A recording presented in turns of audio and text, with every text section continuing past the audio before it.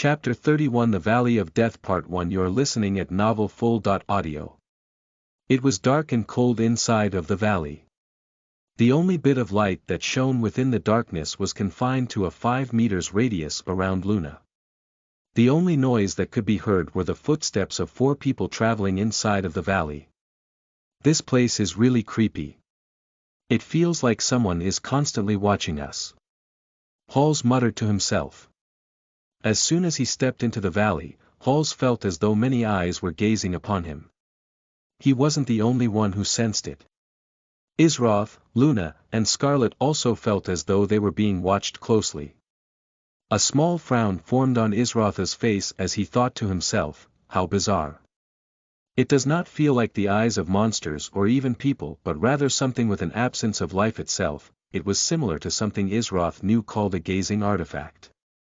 With a gazing artifact, one could observe events happening from far away without being present in that location. It was mostly used by kingdoms and sects to view major events taking place in the 7 realms without getting directly involved. Scarlet was staying close to the group with a gloomy face. She absolutely despised dark cramped places such as this valley. It was barely wide enough for 4 people huddled up together close to one another to stand side by side. Not only that, but she also had to remain extremely close to the group or else there would be no source of light she could use to navigate. She thought to herself, I swear it'll be your turn to owe me after this. A wailing cry suddenly invaded the atmosphere. It sounded as though souls were being tormented and bellowing out in agony with tones full of hatred. This caused all of the group, excluding Isroth, to feel a shiver run down their spines. Scarlet had it worse than Halls and Luna. After all, there was a reason she never went out to see scary movies. She was too easily scared when it came to these types of things. Just a few seconds later something odd took place. Ding! Player Isroth has successfully passed a willpower check. Ding! Player Halls has successfully passed a willpower check. Ding! Player Luna has successfully passed a willpower check. Ding! Player Scarlet has failed a willpower check. Battle alert! Player Scarlet has been possessed by a vengeful valley spirit. They will remain in this state until their HP falls below 50%. Scarlet suddenly stopped moving as her eyes turned lifeless and she could no longer control the actions of her character. What's going on? Why can't I perform any actions? She was in too much of a panic when she started not being able to move and failed to notice the battle alert. Before the group even took note of the battle alert, a ball of fire formed in front of Scarlet aimed in the direction of Luna who was closest to her. The fastest to react to the situation was Isroth, but it did not take long for Halls and Luna to feel the intense heat coming from behind them. Step aside, Isroth said as Luna quickly moved aside and soon after he zoomed right past her. Isroth's leg appeared to turn into that of a snake slithering to strike out at its prey aiming right at Scarlet's left leg. The spell she was charging immediately dissipated into nothingness and her body became unable to move. He used the skill Serpent's Bite to paralyze Scarlet and prevent her from taking any further action. 105 HP. 555/660 HP remaining. Scarlet, battle alert. Player Isroth has paralyzed player Scarlet for 1.5 seconds. Battle alert. Player Isroth has interrupted the casting of player Scarlet's spell, Fireball. When Isroth checked the system alerts and discovered what needed to be done, he decided to not consume too much time. While Scarlet was under the effect of paralyze, it made her vital points extremely vulnerable and Isroth would not miss such a chance. His nameless blade was swiftly unsheathed and passed smoothly across Scarlet's neck. Critical hit. .330 HP. 225/660 HP remaining. Scarlet, battle alert. Player Scarlet has been freed from the possession of the vengeful valley spirit. Isroth put his sword back into its sheath before walking back to his position towards the front of the party with Halls. But as he was walking away he said to Scarlet, a weak Tao of heart is bound to fail on the path of cultivation.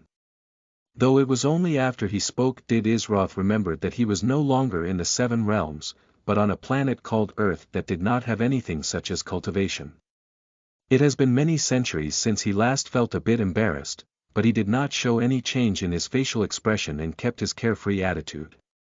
Tao of heart. Cultivation. What is he on about? Scarlet thought to herself and felt a bit upset at how nonchalant Isroth was towards her. It almost felt as though she were a burden and only dragging them down from the way he spoke. It did not help that the words he spoke were utter nonsense. Maybe he was just the type who was into the role-playing part of this game and tried to appear wise. Trying to sound like some kind of expert. Who are you trying to impress? She wouldn't speak these words out loud, but they sounded out within her mind. Well, it's fine. The sooner this is over with the better. What was all of that about? Halls muttered to himself as he read the system alerts and realized what took place. The one thing he didn't understand was how come Scarlet was the only one affected by the vengeful valley spirit. Besides, what the heck was a willpower check in the first place? I believe there is a hidden stat called willpower. It's unclear how the system determines it, but it seems like ours were strong enough to resist the possession of the vengeful valley spirit. As for Scarlet, Luna explained and did not need to say any more as everyone already understood what she meant. This place is creepy. It reminds me of a haunted house I went to in grade school with some friends of mine. One of them actually pissed their pants from being so scared. Halls was speaking in a casual manner. To him, this was just like another haunted house, and rather than fear it produced adrenaline from the excitement of the potential scare. However, if someone's heart rate were to exceed a certain amount, the game would automatically disconnect their character and contact the nearest listed hospital if the player did not confirm their well-being within 10 seconds of being disconnected. This was a protection feature the company implemented as an emergency measure in case the player could not handle certain gaming content. Scarlet moved in closer to the group as Luna used Cure to slowly heal her up back to full HP. Even if Scarlet hated to admit it, she knew that the best place was as close as possible to the group so that if such a thing happened again at least she could be stopped much easier. Though her pride wouldn't be able to handle it if she were to be possessed like that again. Isroth, along with everyone else, moved forward through the valley. It was unknown how far the valley stretched as they could not see the end of it due to the darkness. After advancing for a few minutes, the group could hear a scuttling sound from above them as though something was constantly moving around within the darkness on the valley walls. A pair of bright red eyes could be seen above Isroth and his party members, staring at them with a hateful gaze. A loud screeching sound resembling that of a bat was released by the creature from above. Scree each .150 HP .150 HP .150 HP .150 HP. The creature lurking in the darkness used an AoE sound-based attack.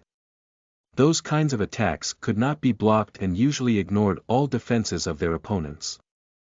The downside to it was usually that the attack was only capable of dealing a specific set amount of damage.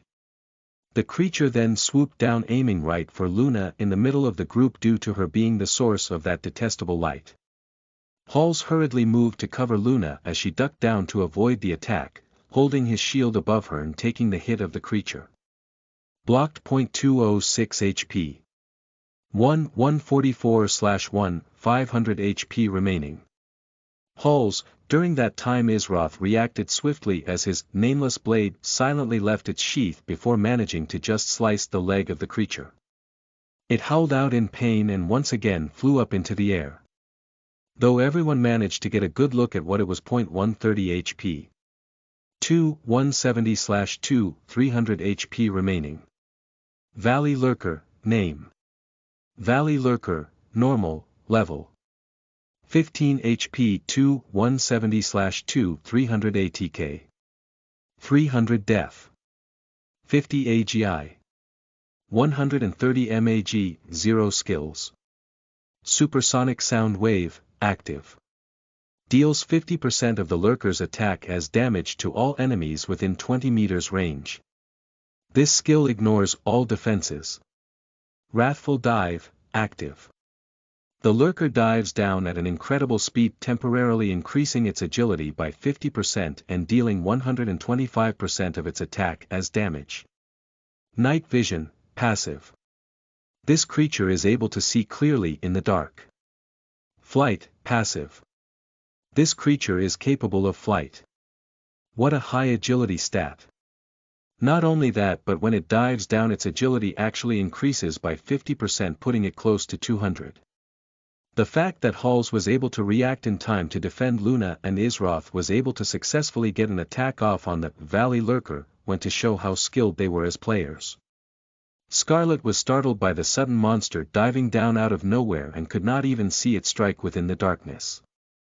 The light provided by Luna was limited, and so she only caught a glimpse of it when it struck Hall's shield before it retreated back above their heads. When she saw that during that short period of time Isroth, Halls, and even Luna were able to react to the situation, she could not help but feel extremely impressed. Even though Isroth was only a level 12 combat master, for some reason he gave off a terrifying aura. The scariest part about it was that you could not notice it at first due to his carefree expression if you did not observe closely. But if one did stare for an extended period of time, they would feel an overbearing pressure slowly start to form and suffocate them. The Valley Lurker scuttled around on the walls of the valley and swooped down once again. This time they were aiming for Isroth, since he dealt damage to it before Halls had a chance to pull the aggro onto himself properly. This time everyone was prepared for the attack. Swoosh. Blocked. 206 HP. Plus 225 HP. 163/1, 500 HP remaining. Halls managed to position himself in a way that he was able to react and defend against the attacks of the Valley Lurker if it targeted another member of the party. This time he managed to properly pull aggro from the creature by using the skill Taunting Aura to swap its focus from Isroth to himself. The moment that the Valley Lurker damaged Halls, Luna cast Cure in order to heal him. The Valley Lurker once again returned back to the upper half of the valley. Though something surprised it when it was safely on the top walls of the valley. A sword came flying at it, directly slashing it, making it cry out in pain and crashed down into the ground. 160 HP. 1010/2, 300 HP remaining. Valley Lurker, everyone was completely dumbstruck by what they just witnessed. You could do something like that too. Ding! You have learned a new skill, Wall Walking. Chapter 32, The Valley of Death Part 2. You are listening at NovelFull.audio. Skill name. Wall Walking skill level. Maxed skill rank. See requirements. 100 agility energy per second. 8 passive. Grants the user of this skill the ability to walk on walls while moving at a speed above 99 agility. The user cannot exceed a height of 30 meters from the starting point of this skill. Description. This skill is the prerequisite for the skill Air Walking. The user's energy is only drained while wall walking, not during regular movements. Crayowash. The body of the Valley Lurker landed directly in front of Halls, squirming around and trying to stand itself up. Maybe even this part was intentionally done by Isroth as well, but at this point, they would not put anything past him. Isroth himself did not know for sure if such a thing would work, but he still thought it was worth giving it a try, and the results were satisfying. He obtained a new C.rank skill, but he was not able to name it as it already possessed a name of its own. Isroth then thought to himself, it appears that the system has some skills that it has already defined and given a name to. Does that mean that anyone can learn those skills? Or is it just another specialty of the Combat Master class? Isroth decided that he would look further into this when he had a chance. The skill, Air Walking, looked interesting as well, and his guess was that it required specific circumstances and higher agility to unlock. What an amazing skill! This was the only thing going through everyone else's mind right now. Isroth landed back on the ground not long after the body of the Valley Lurker crashed down. There was only one word that the party could think of to describe Isroth, and it went through their minds at the same time: monster. He ran up a wall and struck a target moving at high speed in midair with exact accuracy in a harsh and dark environment. Did he have night vision or echolocation to track the monster in such a precise manner? Halls wasted no time in pushing his shield towards the body of the Valley Lurker. The shield in his hand emitted a light blue aura as it slammed into the Valley Lurker, trying to stumble to its feet while wildly flapping its bat-like wings. Halls used a skill he recently picked up from the Amaharp warrior class teacher, Shield Smash. This skill shined the most when it was used against a target that was knocked down. Skill name: Shield Smash. Skill level: 1/4 skill rank. B requirements: Level 13 warrior, shield equipped active. Deals 75% of the user attack as damage. Stuns the hit target for 1.5 seconds. The damage of this skill is tripled to 225% if the target is knocked down, and the stun duration is increased by 0.5 seconds. Increases threat level by 75%. Cooldown: 1 minute. Description: a shield is not only for blocking. 265 HP. 745/2, 300 HP remaining. Valley Lurker, Battle Alert. Player Halls has stunned Valley Lurker for 2 seconds. Scarlet lightly tapped her spell staff on the ground as a wave of mana rushed towards the Valley Lurker, and just a bit later the entire body of the creature lit up on fire. Ignite. Skill name: Ignite. Skill level: 1/3 skill rank. C requirements: Level 13 mage. Mana cost: 100. Cast time: instant active. Deals 40% of the user magic as damage every 1 second for 5 seconds. Cooldown: 5 seconds. 78 HP. 667/2, 300 HP remaining. Valley Lurker, the Ignite skill Scarlet used was slowly eating away at the HP of the immobilized Valley Lurker. Isroth swung his sword at the body of the Valley Lurker. As he was swinging it, a phantom formed behind his nameless blade, giving off a much more deadly aura than the sword itself. Phantom Strike, 0.78 HP, Scarlet's Ignite, 0.130 HP. 220 HP. 239/2, 300 HP remaining. Valley Lurker, another tick of Scarlet's Ignite damage went off, further burning the body of the creature. The Valley Lurker finally had its stunned status lifted, but it was already too late as its fate was sealed.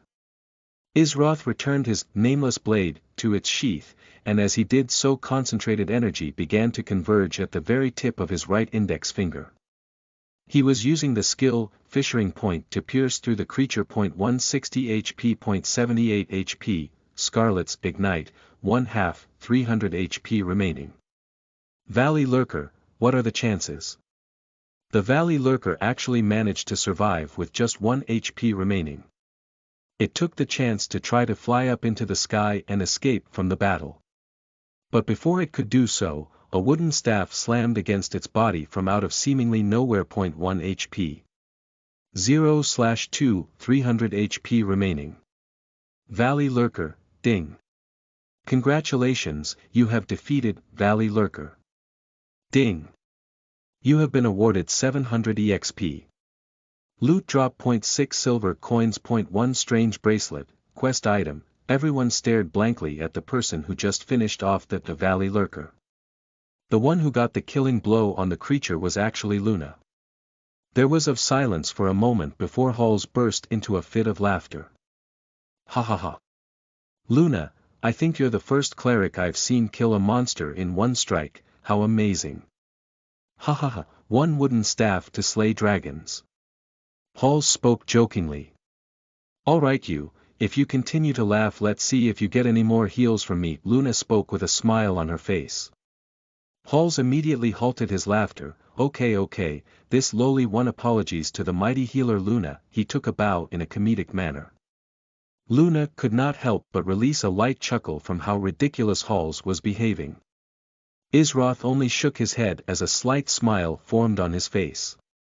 Only someone like Halls would laugh so hard and act this way over something so trivial, but Isroth found it amusing nonetheless.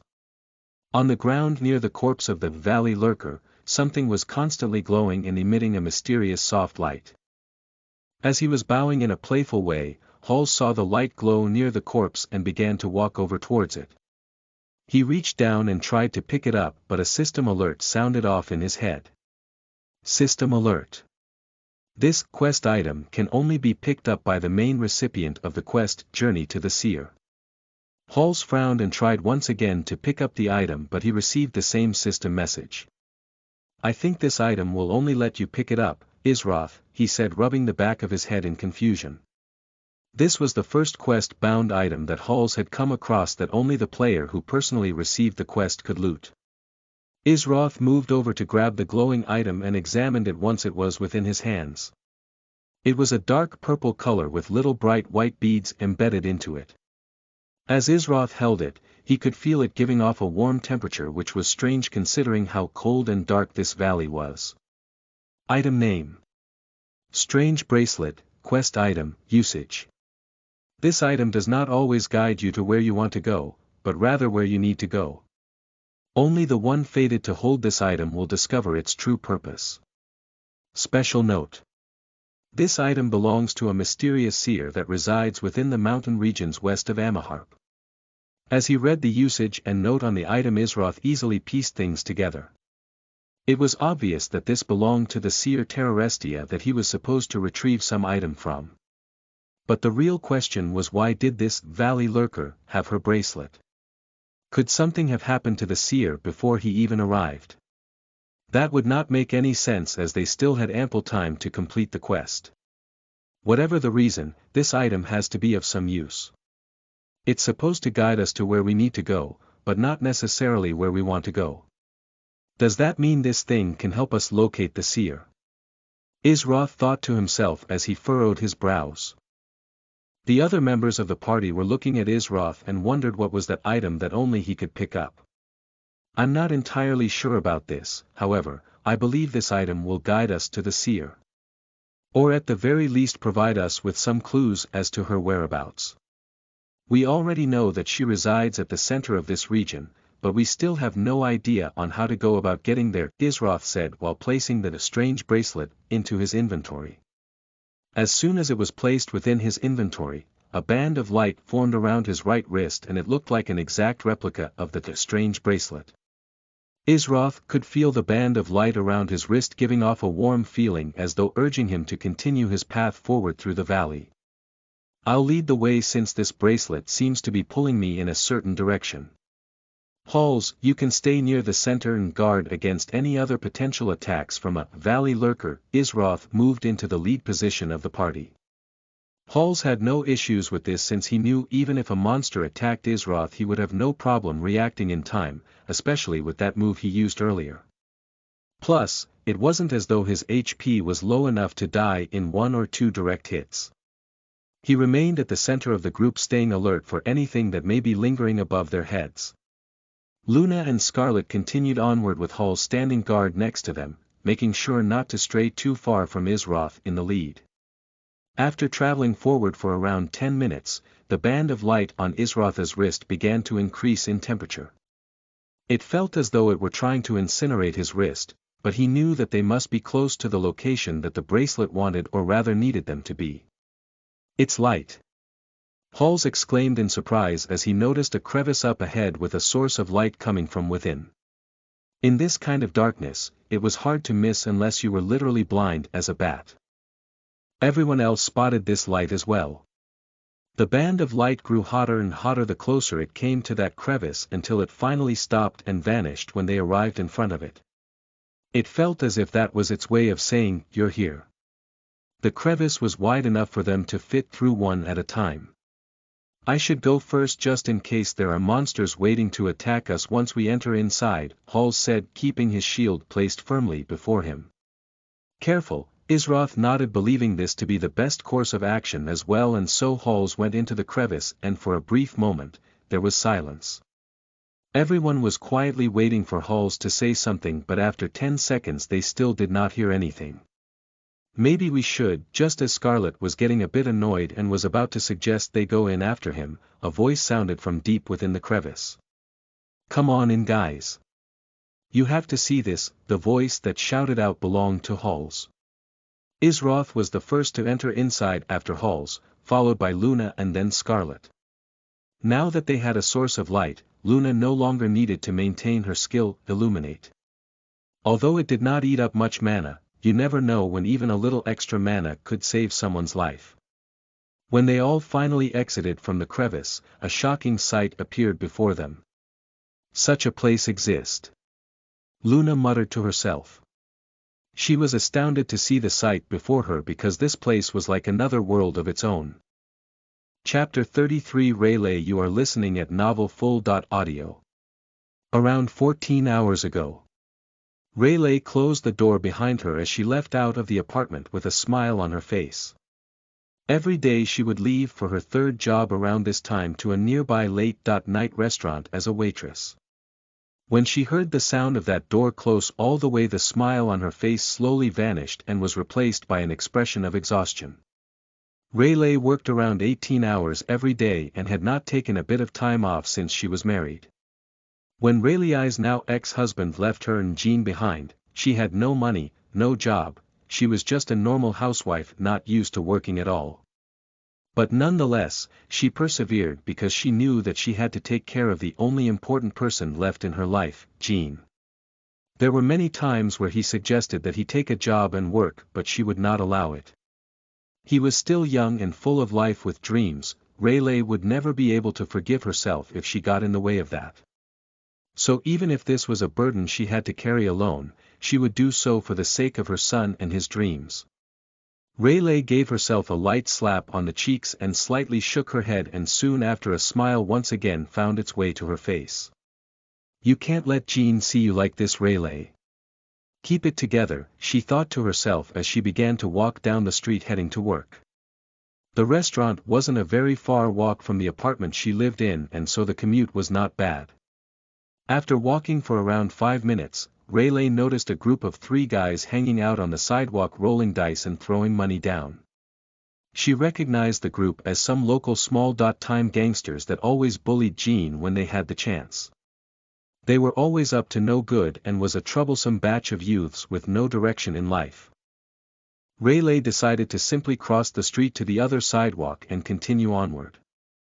But as she passed by them on the opposite side, one of the gang members was looking over in her direction and tapped the guy next to him with his elbow. Hey, check her out. She's freaking hot, bro." The guy who was tapped looked over to where his friend was and saw Rayleigh. "Oh yeah. Dan, that's who I was telling you about. That's the mother of that loser we always run into. What's his name again? Lynn. Finn, something stupid like that. Anyways, what did I tell you? She's a freakin' beauty, right? How the heck is that loser even related to her?" "You mean that brat Jean?" "Huh, I've known that bastard since primary school. He was always just a nerd with his face stuck in video games all day," the third guy ogled at Rayleigh. "Man. Her husband must have been blind to leave something like that. I'm gonna go talk to her, lay down some moves." "Just sit back, Dan and Victor, let a pro show you how it's done." The third guy got up and started walking over. "How fast do you think Rhodes is gonna get shut down?" Dan said as he laughed it off. "I give him 3 seconds tops, and that's me being generous," Victor responded as he shook his head. They were speaking so loud that Rayleigh had no trouble hearing them from all the way across the street. When she heard them speaking, she decided to speed up her walking pace.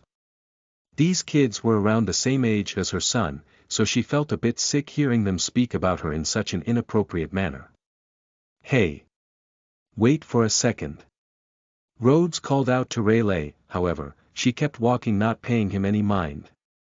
This agitated Rhodes as he started to run to catch up with her. stopping in front of her, which caused Rayleigh to be startled and halt her steps. "I was calling out for you. Didn't you hear me?" Rhodes spoke in what he believed to be the voice of Prince Charming, but the way he sounded only made Rayleigh feel disgusted. "I have to get to work soon. If you'll excuse me." Rayleigh tried to step around Rhodes, but he quickly blocked her path once more, causing her to frown. "Don't worry, I can pay you for your time if you want half." "What? Too good for someone like me. I know you can use it right." Rayleigh shivered from head to toe.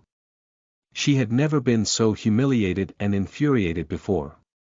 But she held herself back from erupting and spoke in an emotionless and calm voice, "I have no interest, so I'll kindly decline your offer. Now, I must get to work before I'm late." Rayleigh slipped past Rhodes, not bothering to wait for him to respond.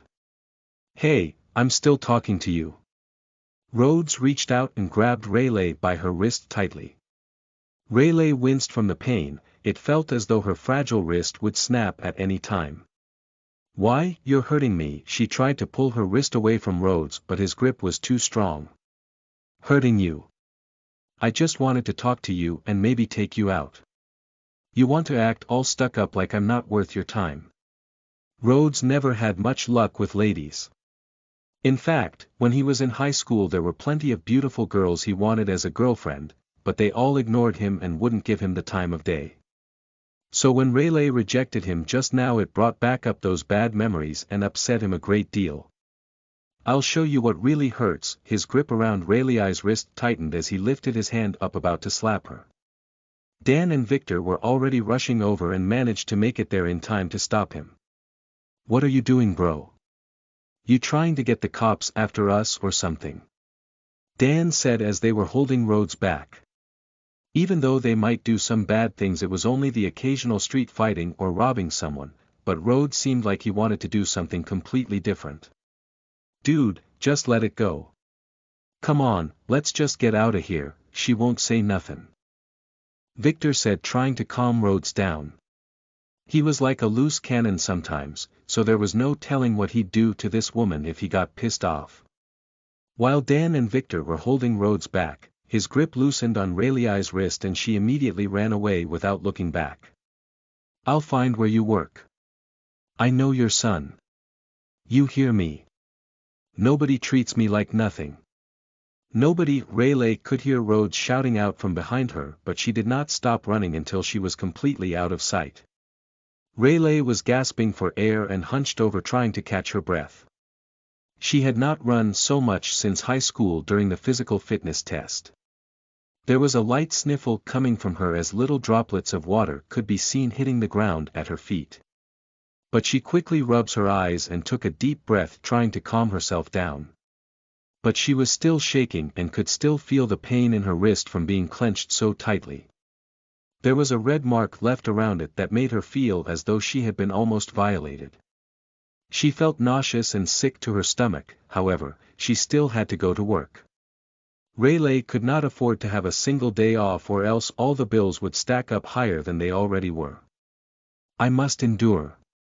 I must," she muttered to herself as she stood up straight. She took out a small handkerchief from her purse and wiped her eyes clean and removed some of the sweat from her face. Since she ran for quite some time, Rayleigh was not too far away from where she worked and in just a few minutes arrived at the restaurant. As soon as she entered through the door, a short and chubby man with neat and tidy hair approached her. He was the manager of the establishment and Rayleigh's current boss while she worked here. "You were almost late again, Rayleigh. Look, I like you and you do a good job, but I need workers that are going to be on time." It was becoming a common pattern now that Rayleigh would show up a few minutes late or just barely make it on time. Even if he wanted to play the nice guy, business was business at the end of the day. "I apologize, I promise it will not happen again, Manager Benson." Rayleigh gave a respectful bow. She couldn't possibly tell him of that situation that made her almost late today. It was too humiliating to even think about. Manager Benson let out a sigh. All right, go ahead and get ready for your shift. Shelley is leaving soon, so you can take over her tables." He then went back to taking care of other tasks that required his attention. Thank you very much. Rayleigh bowed once more before heading off to the employees' changing room and swapped into her waitress clothes. Hey Rayleigh, I see Benny is still giving you a hard time. A woman was sitting on one of the benches in the employees' changing room, stretching as if she were exhausted from having just finished a long shift. Rayleigh shook her head. It's my fault for always losing track of time, Shelley. Thank you for covering for me yesterday so I could work my other job. I promise I'll pay you back somehow. Rayleigh looked a touch sad. When she made that sad face with a tiny pout and looked at Shelley with those big beautiful emerald eyes, Shelley couldn't help but to let out a long sigh and admit defeat. Shelley giggled and said, I told you not to worry about that, Rayleigh. I know you have a lot on your plate since that bastard husband of yours abandoned you and your son. If you need for me to cover your shifts at times, I don't mind. You deserve a break too, you know. The woman then stood up and went over to give Rayleigh a hug. An angel like you shouldn't have to suffer so much, so let this little devil of a friend take some of that suffering away, okay? Shelley said with a sweet smile. A genuine smile blossomed onto Rayleigh's face as she nodded her head in response. The truth was, she knew that Shelley would be willing to cover for her. But, she couldn't take advantage of her only friend like that. She was unwilling to push her burdens onto someone else if she did not absolutely have to. Shelley then released Rayleigh from the hug and said, I'm going now. Try not to work too hard, okay? Also, careful of those guys at table 13, they're total tools. She then left out the back door of the restaurant after saying farewell to Rayleigh. Rayleigh gave a small wave as Shelley left through the back door. She still had another 2 minutes before her shift began, but for some reason, she could not stop shaking. She hid it well from Shelley, but as soon as they left she could no longer hold it back. Rayleigh sat down on the bench with her hands placed upon her lap. She moved her left hand over to cover the bruise on her right wrist where she was grabbed earlier. Tears slowly started to stream down from her eyes as she silently wept. She curled into an upward fetal position and buried her face into her lap. Rayleigh was there all alone at that moment. If not for Jean, who knows what dark thoughts would invade her mind in times like these. I'm sorry, Jean. I'm not strong at all. I'm not strong at all, she muttered quietly to herself, unable to control the flow of tears. Chapter 34 The Village of Tears / Information about the seer. You are listening at novelfull.audio. Ding! You have discovered a new location, Village of Tears. A village was laid out before the eyes of the party. There were people roaming around trading items with one another, laughing cheerfully, and some were even wrestling with each other. The unusual thing about this place was the sky and the blue light it gave off. It was not the sun or sky located outside of the mountain region before they entered into the valley, because this sun was more similar to a blue supergiant star. The only difference was that it was not nearly as hot, or else this entire place would be nothing but ashes. The village was surrounded by a beautiful forest that stretched into the distance for as far as the eye could see. The ground was not paved with any sort of roads and was just a simple mixture of dirt and patches of grass here and there. This village was much warmer than the cold temperature of the Valley of Death. One of the children in the village, who was a little girl, was playing with some sort of ball made out of leather and stuffed with some soft type of material. As she was kicking the ball, it slowly rolled over towards Hall, stopping just before his feet. Just as the little girl was going to run over and chase after it, she noticed a group of strangers that did not belong in their village. Frightened by them, she quickly ran away, leaving her ball behind. The little girl darted into one of the village buildings located in the center area. She was probably terrified by your intimidating face. Now if we run into trouble, you'll only have yourself to blame, Scarlet said with her arms folded. Hall scratched the side of his cheek while looking helpless. Terrified by his intimidating face.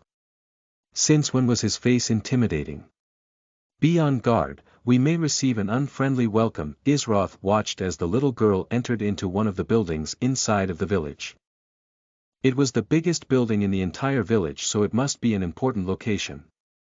Isolated and remote places like this aren't used to outsiders. Add on to that a name like Village of Tears. It doesn't sound like a place of paradise. Luna said, giving her opinion of the situation. Not long after the little girl went into the building, a middle-aged man hurried out. He was around 2 meters tall with a well-built body, tan skin, black hair, light green eyes, and strange tattoos all over his body. On his back was a spear releasing a savage killing intent as though it had been soaked in the blood of various enemies.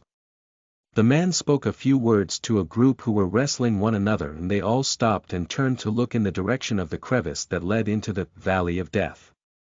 People had actually come from the other side. They knew how dangerous that place was because it was a place of exile. If one of their villagers committed an unforgivable crime, they would be sent to the Valley of Death as punishment, and not a single one has managed to return alive. They all straightened themselves up, releasing a battle-hardened aura to show that if needed they were ready to fight at any time. The man who appeared to be the leader of the group began to walk towards Isroth and his party.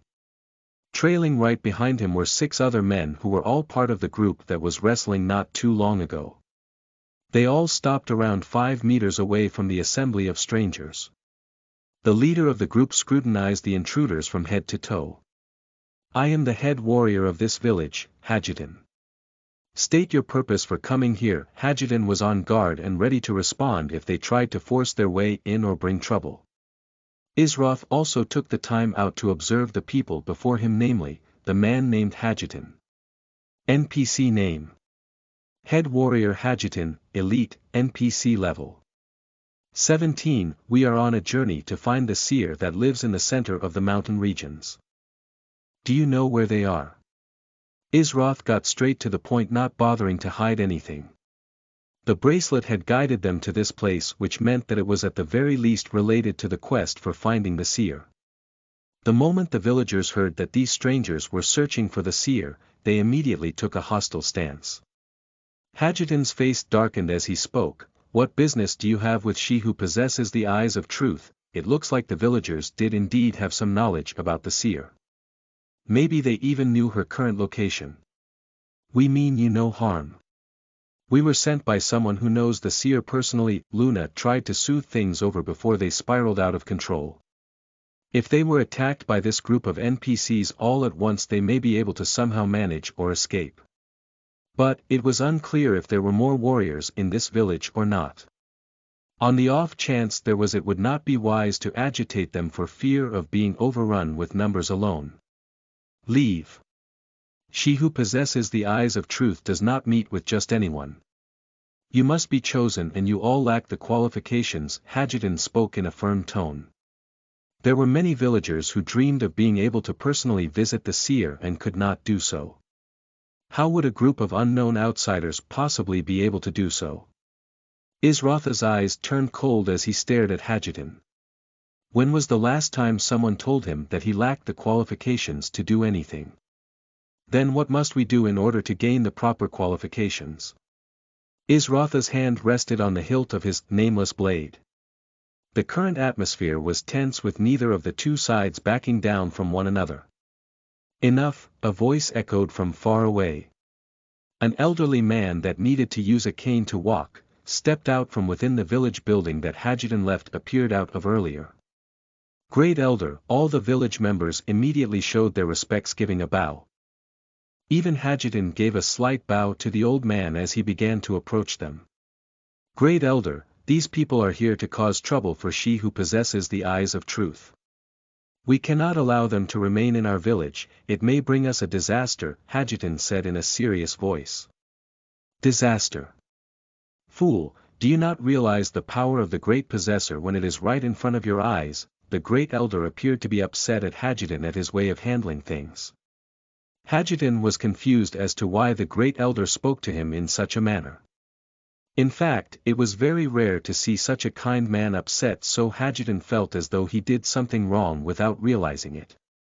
"You," the great elder pointed to Isroth, "where did you find that bracelet?" He was pointing to the band of light surrounding Isroth's wrist.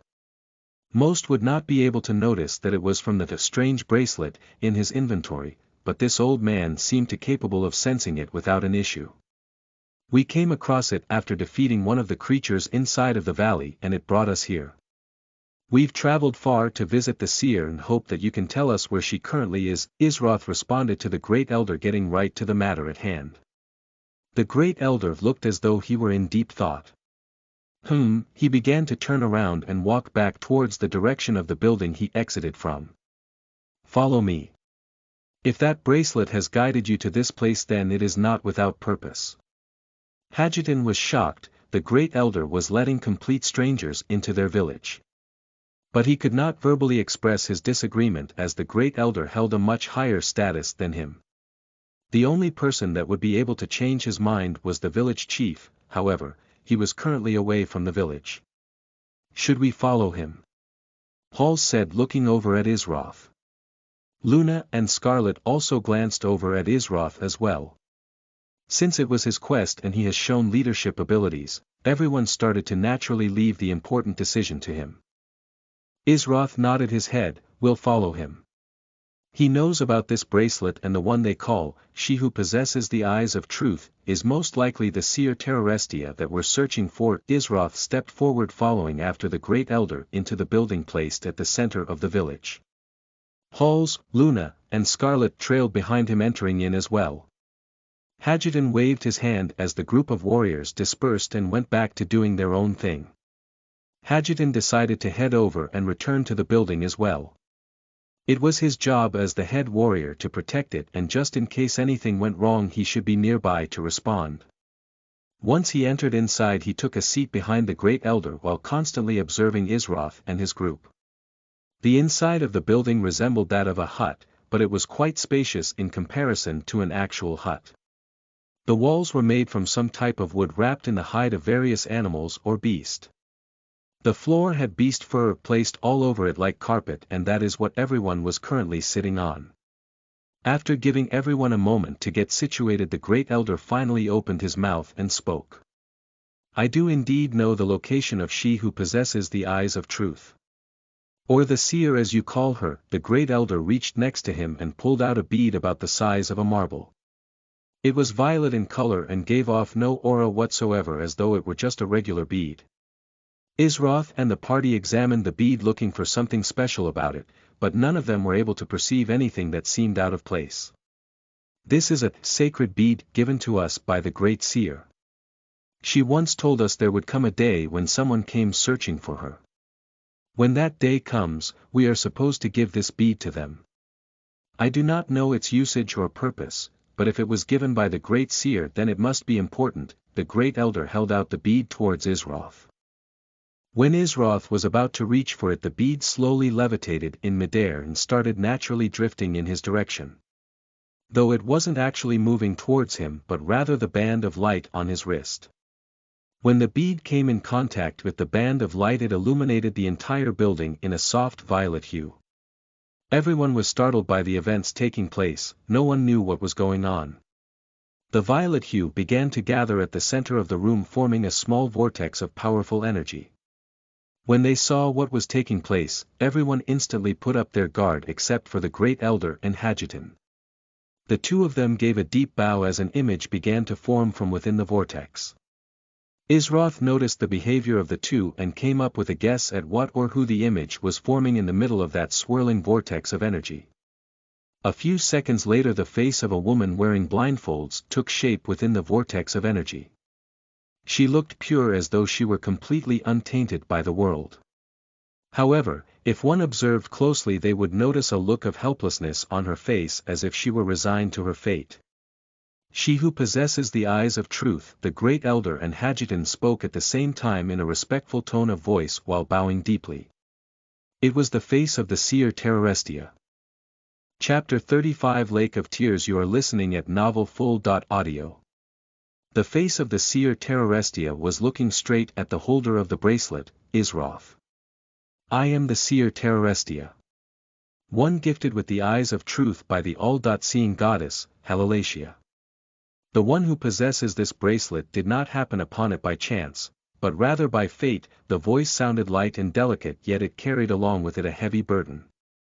You must seek me out by the Lake of Tears. It is where I will be residing and awaiting your arrival. Make haste, if you are receiving this message then it means, they have been freed from the seal of eternity. We do not have much time.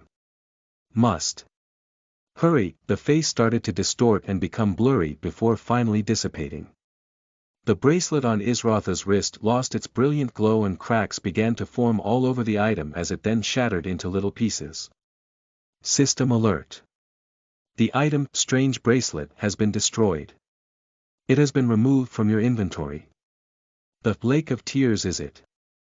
Israth muttered to himself. Everyone else looked shocked by what they had just witnessed, it even more so for the great elder and Hajjadin who revered the seer.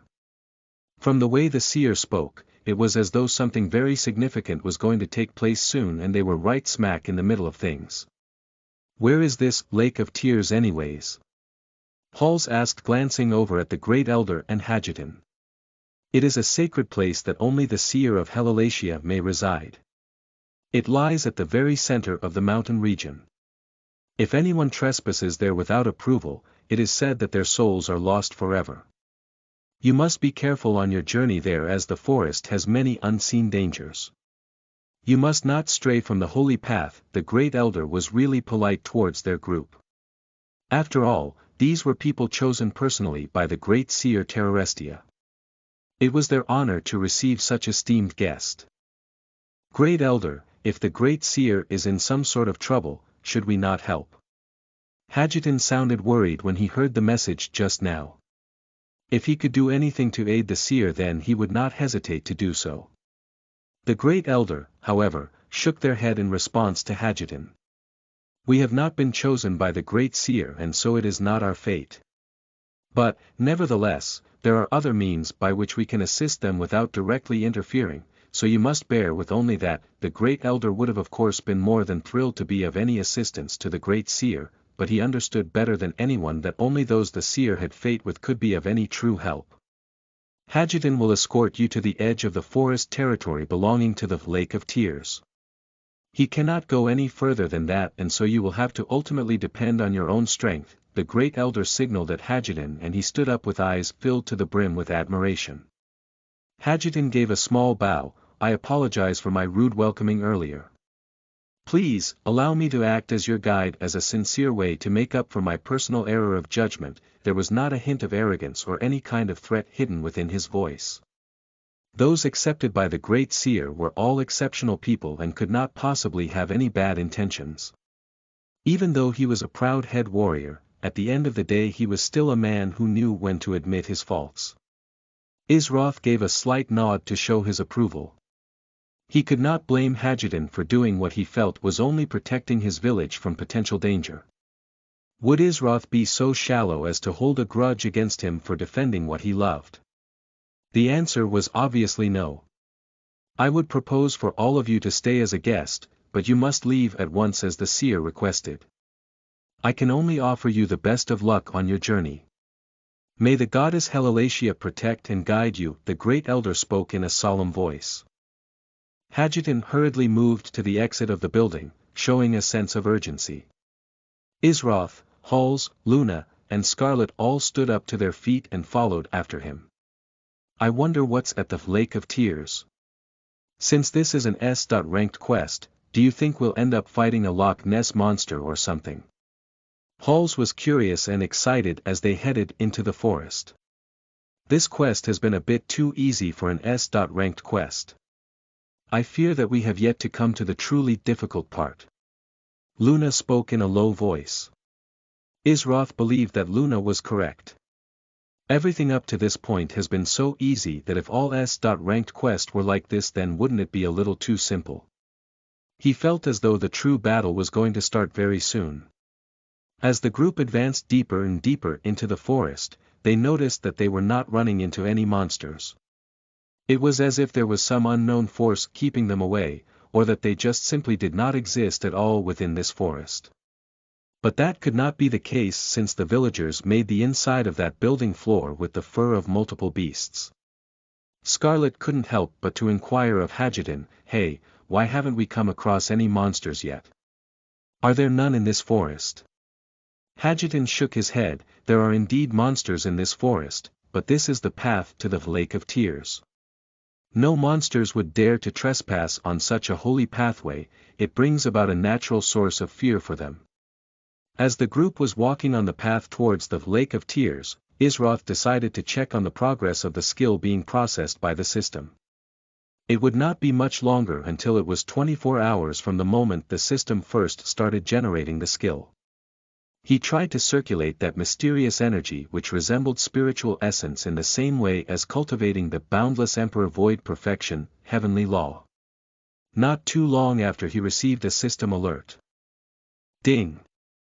The system cannot generate this skill at the moment. Ding! The original time required is insufficient to generate this skill. Processing. Ding! The data required to form this skill is limited by system parameters. Ding! Because you possess the skill, breaker of limit system parameters have been bypassed. Ding! This skill processing time has been increased to 30 days. Isroth had a helpless look on his face and issued a small sigh when he saw the massive increase in processing time. Wasn't it supposed to just be 24 hours? How did it become 30 days all of a sudden? Just as he was trying to comprehend what was going on, he heard Hadjidon speak, "We're here. This is as far as I'm permitted to go. Please be cautious on your way there.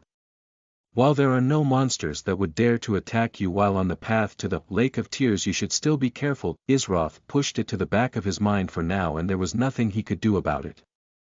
Well, I suppose I'll just have to wait out the 30 days and see how things turn out, Isroth thought to himself. Even though he was a bit disappointed, it wasn't as though he would not receive it at some point. Hadjidon gave a slight bow. "May the Great Seer guide you." He then turned around and proceeded back towards the path they just came from. To be honest, he was tempted to disobey the Great Elder and rush onward to help them. However, he was not chosen and he just had to accept that fact. Isroth and the party continued forward following the path ahead, but then something unusual happened. It was as though they passed through some type of gel, as the atmosphere around them seemed to have shifted from one plane of existence to another. When looking back, they could see a ripple in the air similar to as if someone tossed a stone onto the calm surface of some water. Whoa! What was that? Halls imagined that was exactly how it would feel to swim through a pool filled up with lead instead of water.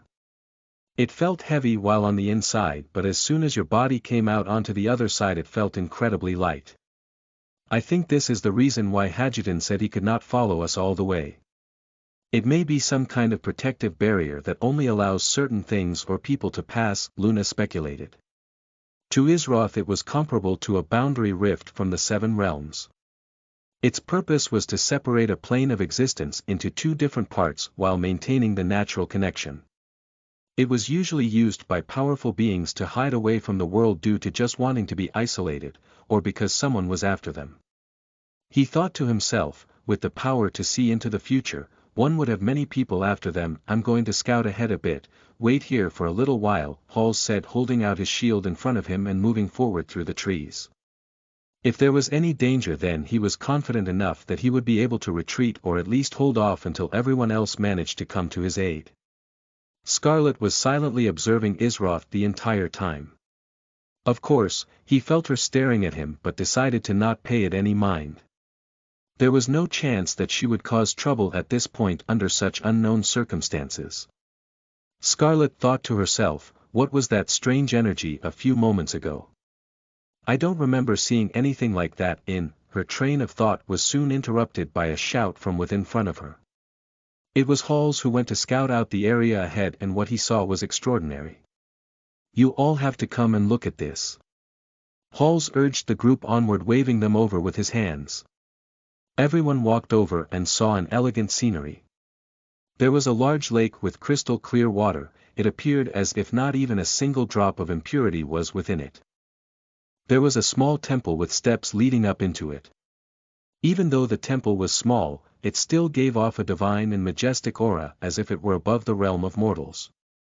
On the very top of the temple was a statue of a beautiful woman whose appearance transcended that of a human, and she could only be called a goddess. That's exactly what that statue was, the all-seeing goddess Helelatia. Luna pointed over in the direction of the temple. That statue on top is similar to the one I saw before at the cleric's building. I think that must be the all-seeing goddess Helelatia that the seer was talking about.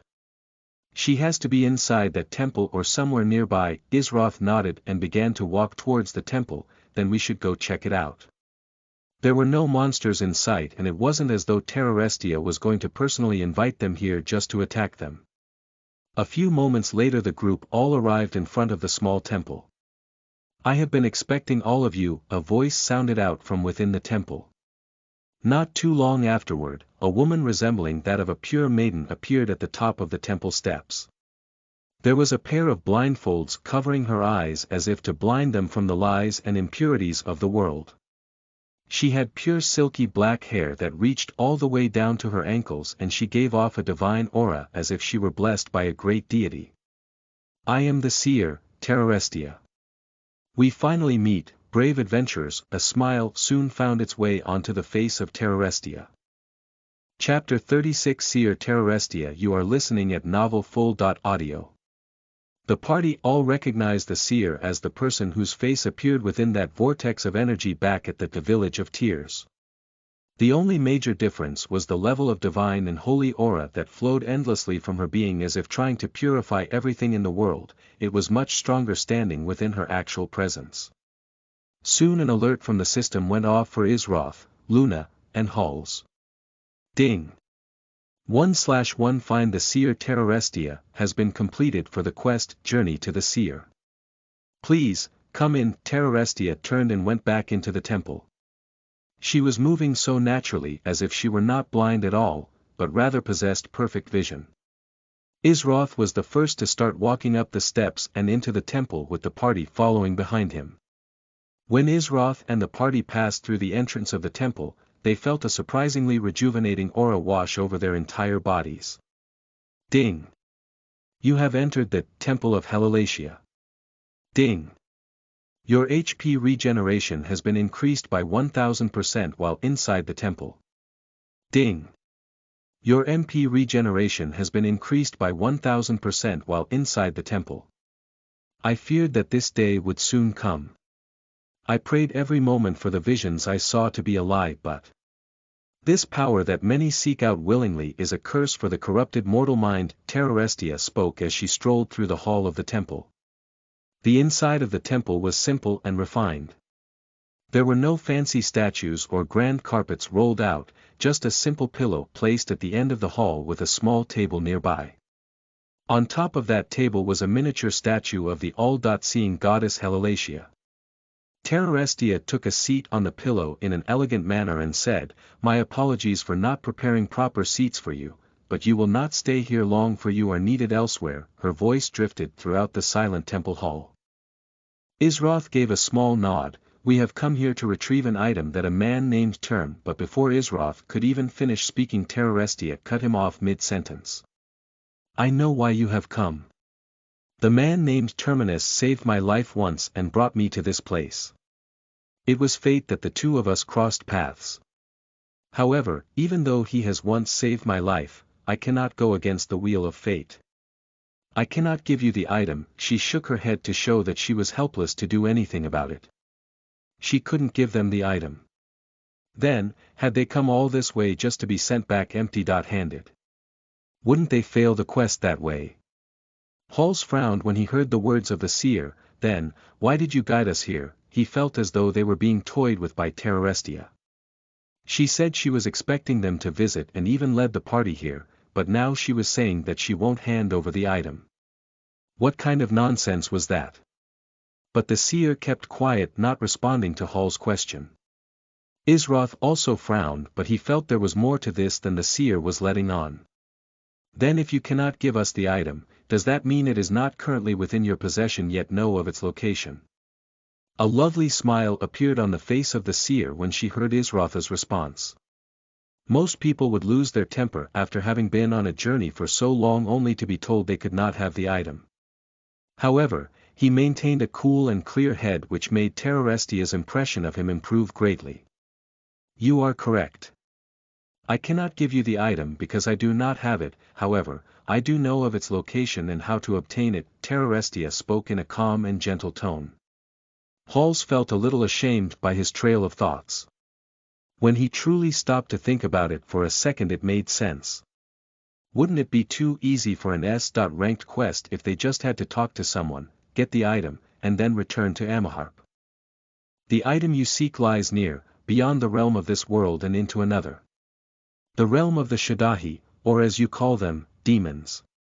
If the Shadahi are released, then I fear the world as we know it will change forever.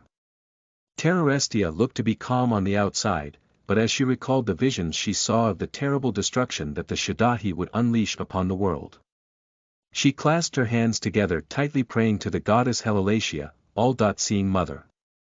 Please grant your humble servant the strength to endure in order to do your will. She spoke in a low voice, but since the hall was so quiet everyone currently present could hear her clearly.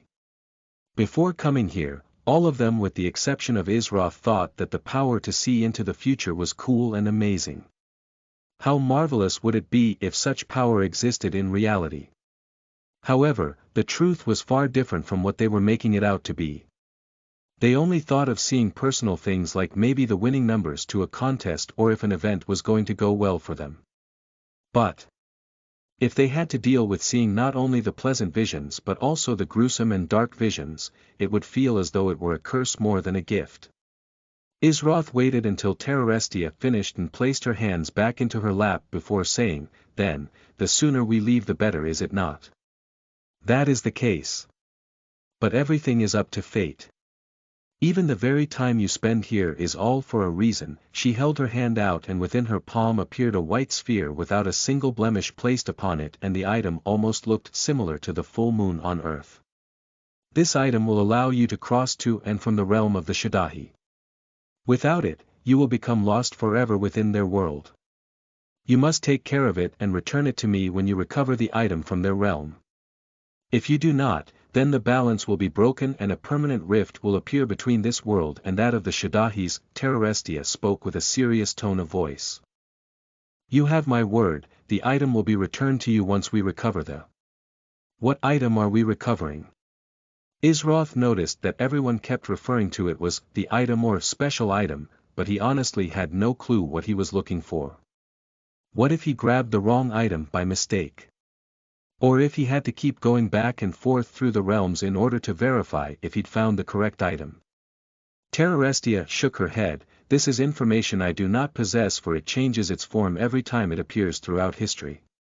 The last time it was a ring, and the time before that it was a sacred tree branch. The only one who will recognize its true form is the one it calls for. You brave adventurer, are the sole individual capable of recovering the item, for it is not fated with another." Isroth assumed that everyone just liked to purposely speak in riddles when it came to the item, but as it turns out none of them even knew what it looked like. How troublesome. Isroth could only sigh at the lack of details regarding the item and would simply hope for the best. The white sphere floated over to Isroth's hands and its information was displayed before him. Magic item. Boundary sealing sphere, quest item, magic item rank. S magic item HP, infinity, indestructible, magic item ATK. 0 magic item DEF. 0 usage. Seals or unseals the boundary between the mortal plane and the Shadahi plane.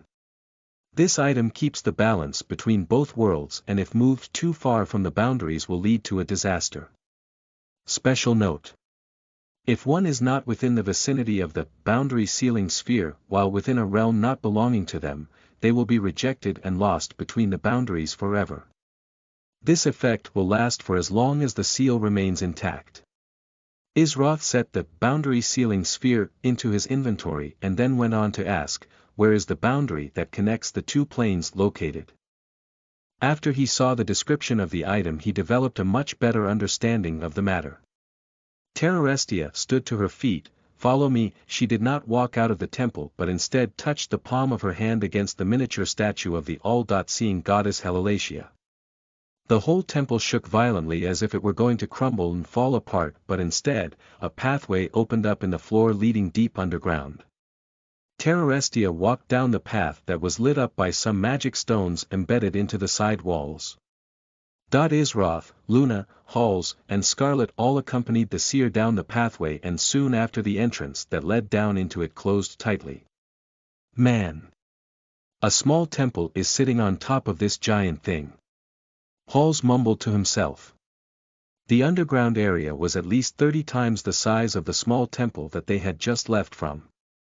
Embedded into the stone walls were many magic stones glowing with soft lights, and at the very center of the underground room was a magic circle with many weird symbols that emitted a divine power. At the core of the magic circle was a giant lock with chains that looked impossible to break using brute strength alone. These are the chains of Matsi, made from a divine metal that has the power to seal away anything. The only way to bypass it is with the boundary sealing sphere that is now in your hands, brave adventurer. Terrorestia spoke as they arrived at the front of the magic circle. Isroth removed the item from his inventory and held it out towards the circle. Not too long after, many tiny white lines started to emerge from the sphere and penetrate directly into the magic circle.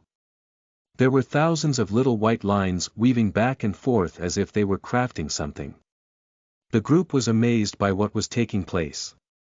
It looked like a beautiful dance of white threads weaving together, an artistic masterpiece. An image began to form into an oval dot-shaped portal, and it did not show what was waiting for them on the other. Go now and find what it is that you seek. If you are successful, we may have a chance at delaying or even stopping the release of the Shadahi, the seer said in a grave tone. Isroth nodded. We shall return soon. He did not hesitate and stepped through the portal. Right after him Halls followed, then Luna, and finally Scarlet. When all of them entered into the portal, it closed behind them and things went back to the way they were, as if it never existed to begin with.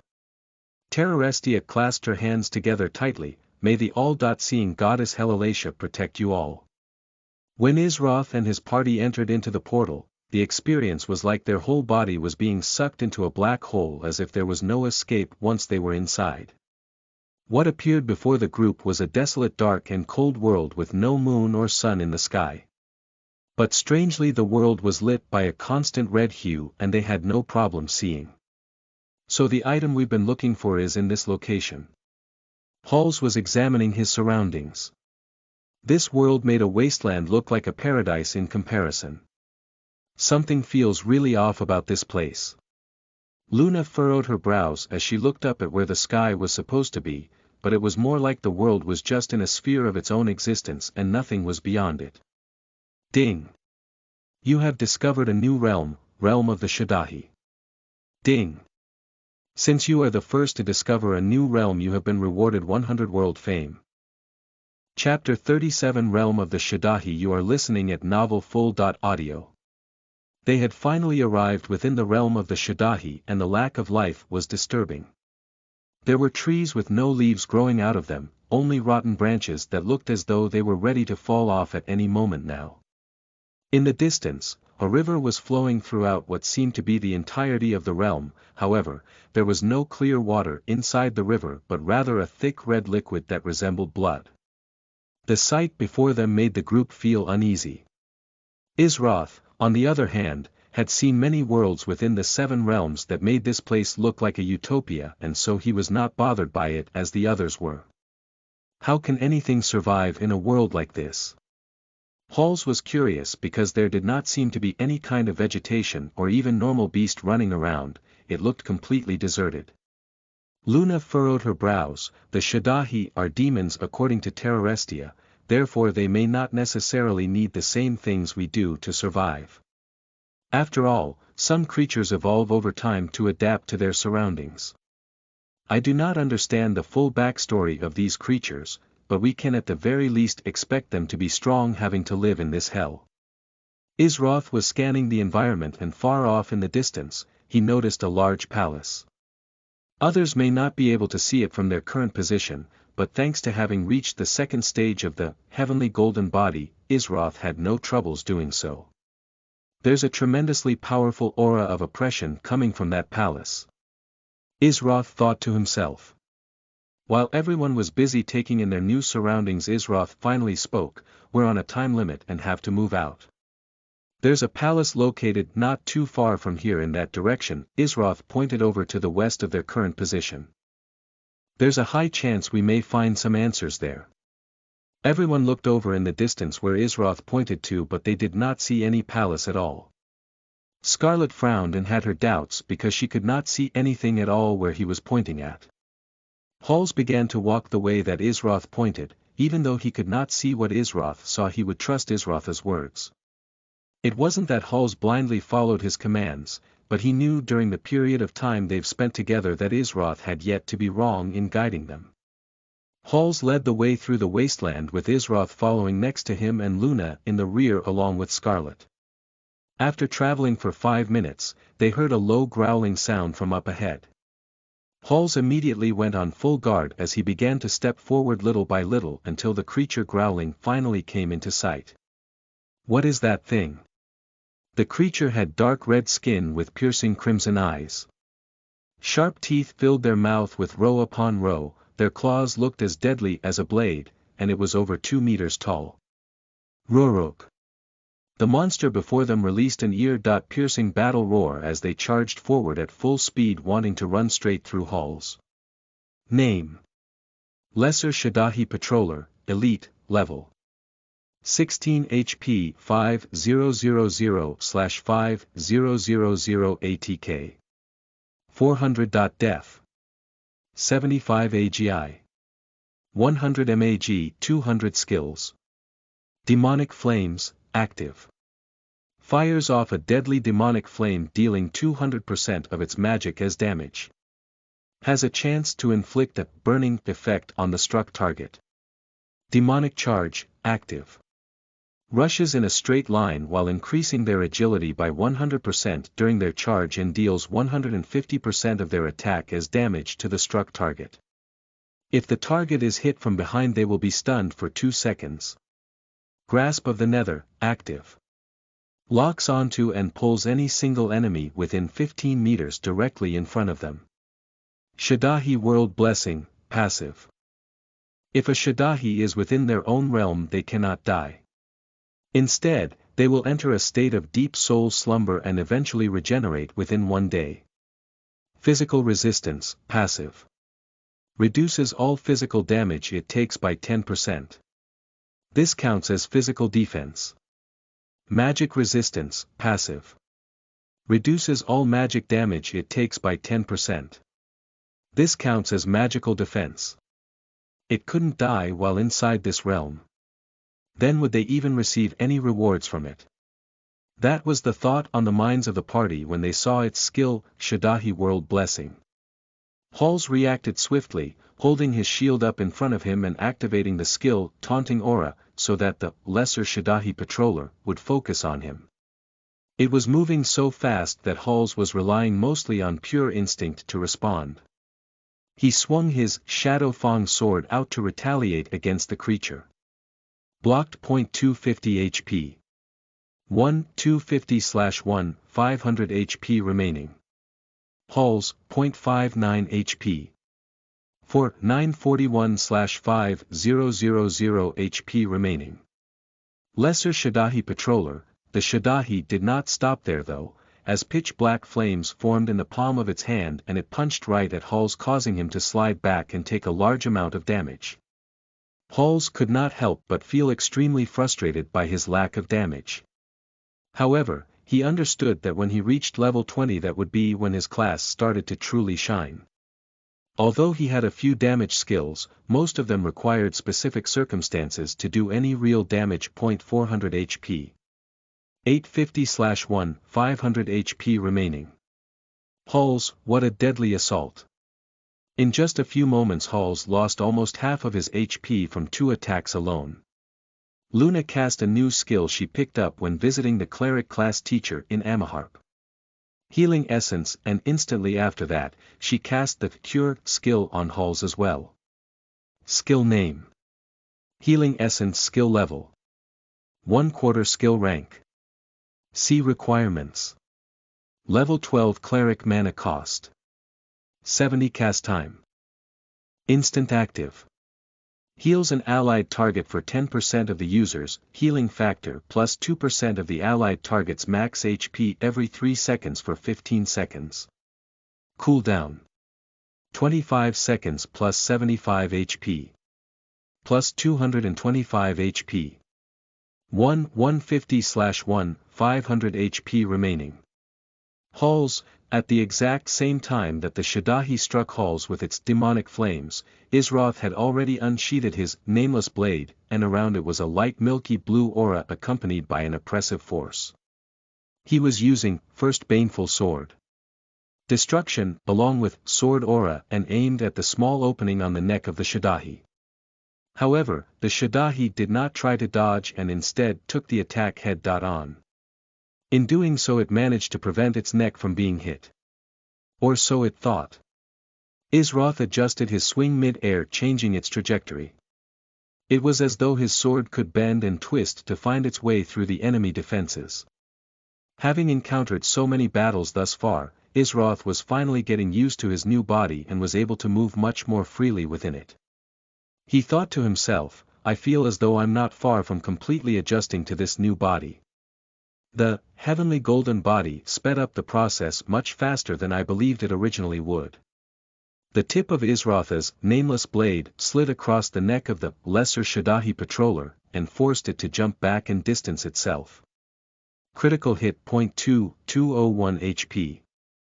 740/5000 HP remaining. Lesser Shadahi patroller, everyone's jaws nearly dropped to the floor when they saw the damage number. That was over 2000 damage. Izroth was only level 12 and already dealt much more damage than a level 15 mage like Scarlet.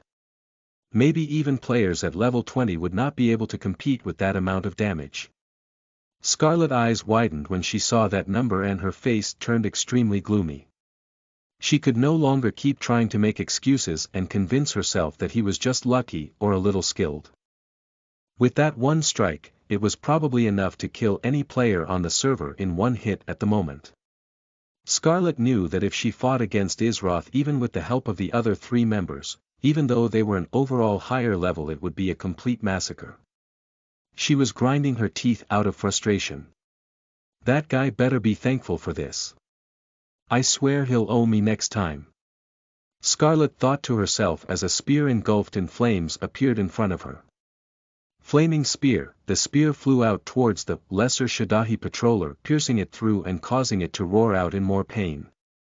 At the same time, Scarlet tapped her staff against the ground lightly, using the skill Ignite to light the body of the Shadahi on fire. Ru .483 HP .70 HP. 187/5000 HP remaining. Lesser Shadahi patroller. The lesser Shadahi patroller was enraged by how much damage it had taken in such a brief period of time. It raised its right hand forward and dark purple aura appeared around it, forming into a demonic purple claw of pure energy. This claw shot out towards Izroth and pulled him directly in front of the Shadahi. Even though Izroth saw the skill coming, for some reason it was as though he could not avoid it. There was some kind of force of suppression that locked him into place as the claw grabbed him. Soon as Izroth appeared in front of the creature, it lashed out, aiming to tear Izroth into little pieces. Halls may have used Taunting Aura to pull the aggro onto him earlier, but 2000 damage was just too much and made Izroth the main focus of the Shadahi now. Halls was feeling gloomy at the moment. The worst thing a tank could do is not maintain aggro after they had it. But how could anyone think of blaming Halls for losing aggro?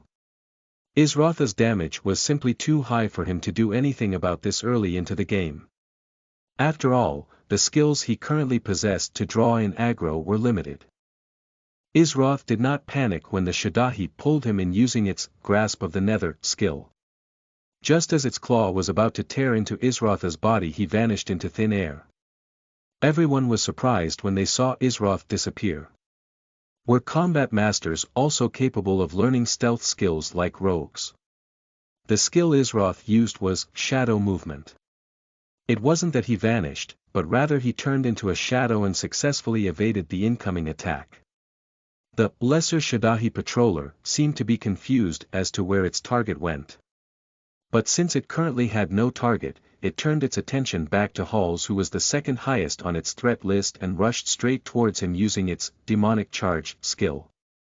However, midway during its rush, a shadow appeared at its back, forming into a person. A blurry streak flashed across the back of the creature, resembling a snake quickly biting into its prey. Isroth exited from his shadow form early and used the skill Serpent's Bite. With his agility increased from using shadow movement, he was able to easily catch up to the lesser Shadahi patroller in the middle of its charge and stop it dead in its tracks. 54 HP. 70 HP, Scarlet's Ignite, 2063/5000 HP remaining. Lesser Shadahi patroller, battle alert. Player Isroth has paralyzed lesser Shadahi patroller for 1.5 seconds. As Isroth paralyzed the Shadahi, Scarlet Fireball spell had finally finished charging up as it soon after shot out and smashed into the body of the creature. Isroth did not halt his assault as he slashed towards the head of the Shadahi with his nameless blade, as it was being followed by a phantom. Phantom Strike, 263 HP, Scarlet's Fireball, 0.70 HP, Scarlet's Ignite, Critical Hit, 257 HP. Critical Hit, 419 HP. 124/5000 HP remaining. Lesser Shadahi patroller, the paralyzed effect on the Shadahi faded away as its hand was covered in a demonic flame while turning around and punching behind its back. However, it hit nothing but air as Isroth had already retreated to a safe distance. Halls waved his Shadow Fang sword out in front of him, unleashing the built-in skill, Shadow Pressure. Since it ignored all physical defenses, it would deal a total of 210 damage over 3 seconds and fear the Shadahi during that time frame. The lesser Shadahi patroller could not survive that onslaught during the time it was feared. The damage of Scarlet's Ignite skill was still ticking away at its HP as she cast another fireball. Isroth also pushed forward and struck out at the Shadahi's vital point with his Fissuring Point skill, followed by a slash from his nameless blade. The lesser Shadahi patroller roared out in pain as its body turned into a sphere of red energy and floated high into the sky before vanishing. The creature's skill, Shadahi World Blessing, took effect and it could not die. However, not long after that, a system alert went off for the party. Ding! You have defeated lesser Shadahi patroller.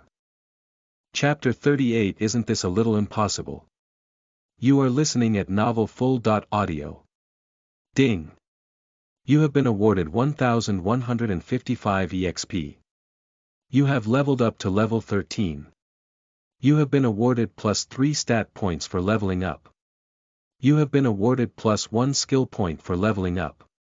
Loot drop point 10 silver. X1 concentrated demonic beast core. X1 true blood of the Shadahi. The EXP these things give is amazing. It's more than a 50% increase from what the Valley Lurker gave us. Halls almost wanted to say forget the quest and focus on farming these monsters to level up. However, he understood that he would end up regretting it in the end because the quest reward included a rare piece of equipment. He was already in possession of a rare weapon, and so if he received another rare item on top of that, then wouldn't he be comparable to those top-ranked guild players? He might even surpass them with gear alone. It's because the Valley Lurker was, in the end, a normal type of monster. The thing we just fought was of the elite rank, so naturally, it would give us more EXP and better rewards. Luna spoke while also being pleased with the amount of EXP they gained. If they kept things going at this pace, then all of them should be able to level up again in no time at all. We should hurry and loot so we can continue towards the palace. Since that creature was on patrol, if it doesn't report back at its usual time, then whatever or whoever is in command of this realm or that palace will grow suspicious, Isroth said as he sheathed his nameless blade. Of course, he wasn't entirely sure that they would show up in greater numbers, but it was safe to assume so given the name of the Shadahi. It would not be a problem to face 1, 2, or even a bit more. However, This was the realm of the Shadahi and they could not die due to the passive they possessed. Therefore, if they kept fighting and the Shadahi kept coming wave after wave, not only would they fail the quest but it could lead to all of their deaths. Understanding Izrotha's intentions, Halls hurriedly picked up the loot. He first divided the coins evenly, giving each member, including himself, 2 silver and 50 bronze coins. As for the other 2 items, each person rolled for them. The concentrated demonic beast core went to Luna, while the true blood of the Shadahi found itself in the ownership of Izroth. Halls could only envy how lucky Izroth was when it came to rolling for loot.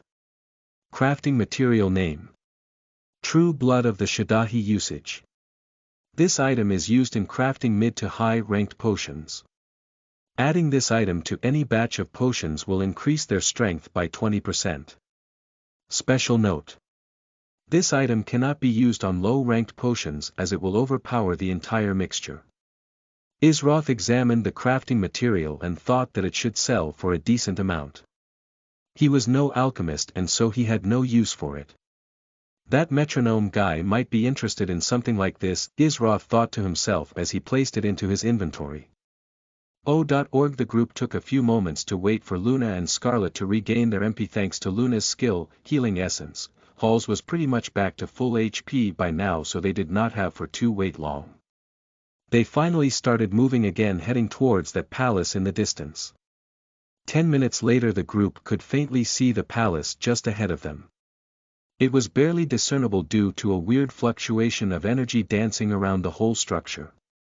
For some reason, a strong cold and oppressive aura stayed lingering within the atmosphere.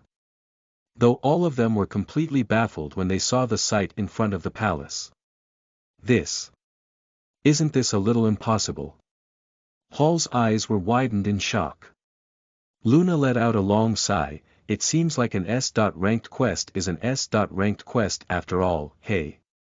Shouldn't we turn back? Isn't it better to just give up instead of running to our deaths willingly? Scarlet spoke with a gloomy expression on her face. She did not want to go into that monstrosity down below and end up dead. Izroth narrowed his eyes as he observed the scene before him. In front of the palace was a large group of Shadahi numbering within the thousands. It appeared as though not even a drop of water would be allowed to penetrate through their defenses. Izroth felt that with his flickering steps and shadow movement, he would have no trouble sneaking past all of the Shadahi without them being aware. However, there were 2 things wrong with that plan. The first was obvious, and that was the fact the party would not be able to come along with him if he were to do that. The second thing wrong was he held no clues as to what lied inside the palace. Even if he did make it inside unscathed, he would have no way of escaping if he were to be surrounded by thousands of them within the palace walls as well. Even if he was extremely confident in his combat abilities, he did not currently possess the strength to handle thousands of enemies at once. To Izroth this all did not add up. It was only an S.ranked quest, not SS or SSS. Even though the difficulty level was supposed to be high for this kind of mission, this was obviously an impossible task for even 6 players at level 15. Given how logical the system was, it would not assign them something that could not be completed. There must be another way in. This was the thought that came across Izrotha's mind. He narrowed his eyes while scrutinizing every single angle of the palace. Everyone else was looking helpless and felt that trying to continue the quest would be just as Scarlet said, running to their deaths willing. Luna was trying to think of a possible solution to the situation. Even though she could not see through things as fast as Izroth, she was still very talented when it came to thinking during difficult times. To be honest, she also felt a bit helpless, but that did not mean she would give up without trying. Just as she started to form a theory similar to Izrotha's, she heard a voice sound out. There has to be another way in. I'm sure of it. Izroth was the one who spoke, sounding confident in his words. Luna's facial expression still appeared as though she were in deep thought as she said, I've come to the same conclusion. There must be a hidden entrance. If not, Then that means our quest objective must be in another location within the realm of the Shadahi. She felt given the heavy guard of the place it was highly likely that this was the location they needed to visit. But, she would not totally rule out the possibility of it being the incorrect place. If that's the case then, where do we even begin to look? Halls said as he started looking everywhere. This palace was enormous, and if they wasted time searching all the way around it, then there was a chance they would never find it before the time limit of the quest was up. Isroth thought to himself for a moment before finally deciding on their next course of action. He first put 4 stat points into his agility stat and the last remaining 2 stat points into his attack stat. With this, his agility was now at 150 and his attack went up to 200. Stay here. I'm going to search the surroundings. Before anyone could even respond, Isroth's figure flickered as he moved at an insane speed towards the palace. He used the skill, Flickering Steps, and his agility shot up to a monstrous 600. All the party could see was the slight flickering afterimages of Isroth. How can someone be so fast? Halls sighed and thought how cool it must feel to move so fast. There was a small part of him that even wished he chose the Combat Master as his class. But there was also another part of him that knew how troublesome it was to actually play such an unpredictable class. Only people like Isroth could make it look as though it were as easy as breathing air and drinking water. Isroth only had 20 seconds, so he must act quickly. He flickered throughout the outside area of the palace. The hidden entrance had to be in a location that lacked a proper guard, or else it would not be hidden. Therefore, the question wasn't how he would find it, but rather when. He maintained a safe distance from the Shadahi grouped up around the palace as his eyes darted all around. Where is it? He thought to himself as the time was ticking away on his skill bit by bit. As Isroth was zooming by a certain place, something caught his attention from the corner of his eye. Found it. Halls, Luna, and Scarlet were waiting for Isroth to return from his search. Scarlet kept to herself, not bothering to socialize with either of them. Luna and Halls felt a bit awkward having her around without Isroth nearby. After all, he was the one who personally invited her to join their party. But it seemed as though she had no interest in holding a conversation with them.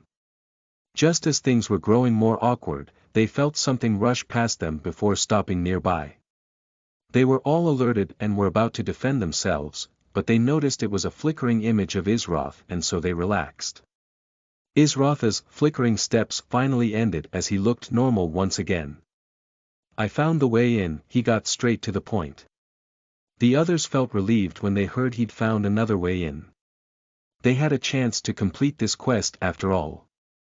I'll lead the way. Isroth started walking, but he was not going towards the palace but rather off to the side. The other party members looked a bit confused by his actions. Weren't they going away from the palace? However, since Isroth said he found the way in, there was no reason to trick them. They all followed closely behind him. After walking for approximately 12 minutes, Isroth stopped in the middle of the wasteland, still a bit away from the palace. Everyone was looking around for the entrance but found nothing except more wasteland. Just as someone was about to ask where the entrance was, Isroth reached down towards the ground and pulled upward, revealing a small entryway. Most players would be stumped by this part of the quest, as the path was so well hidden that if one did not have sharp senses, a skill, or stumble upon it by chance, then the probability of them find this small underground door was almost 0%. Let's go. Isroth was the first to go inside as everyone else followed in after him. It was damp within this narrow passageway, but a gentle red light lit up the entire underground path. It was strange because there was no visible source of lighting to be found anywhere nearby. A few moments later the group came upon a small door located on the ceiling with some wooden stairs leading up to it. Isroth gave Halls a slight nod as Halls moved to the front of the group and slowly opened up the small door and took a look around to make sure the area was safe to exit from. He did not see any Shadahi and so gave a thumbs up before climbing all the way out. Everyone else trailed behind, and as they left the underground passageway they all received an alert from the system. Ding! You have entered the Palace of Sixirius, the Unworthy. They had successfully penetrated the defenses of the palace and arrived on the inside. Chapter 39 Palace of Sixirius, the Unworthy. Commander Equilor, you are listening at novelfull.audio. When the party climbed up into the palace, they checked the surroundings trying to figure out their current location. The room had what appeared to be stone walls with a deep green seaweed color, as well as many different shapes and sizes of cauldrons spread throughout the room that was accompanied by a wretched stench. What is this place? It really stinks. Halls was the first to be hit by the smell when he left from the underground passageway.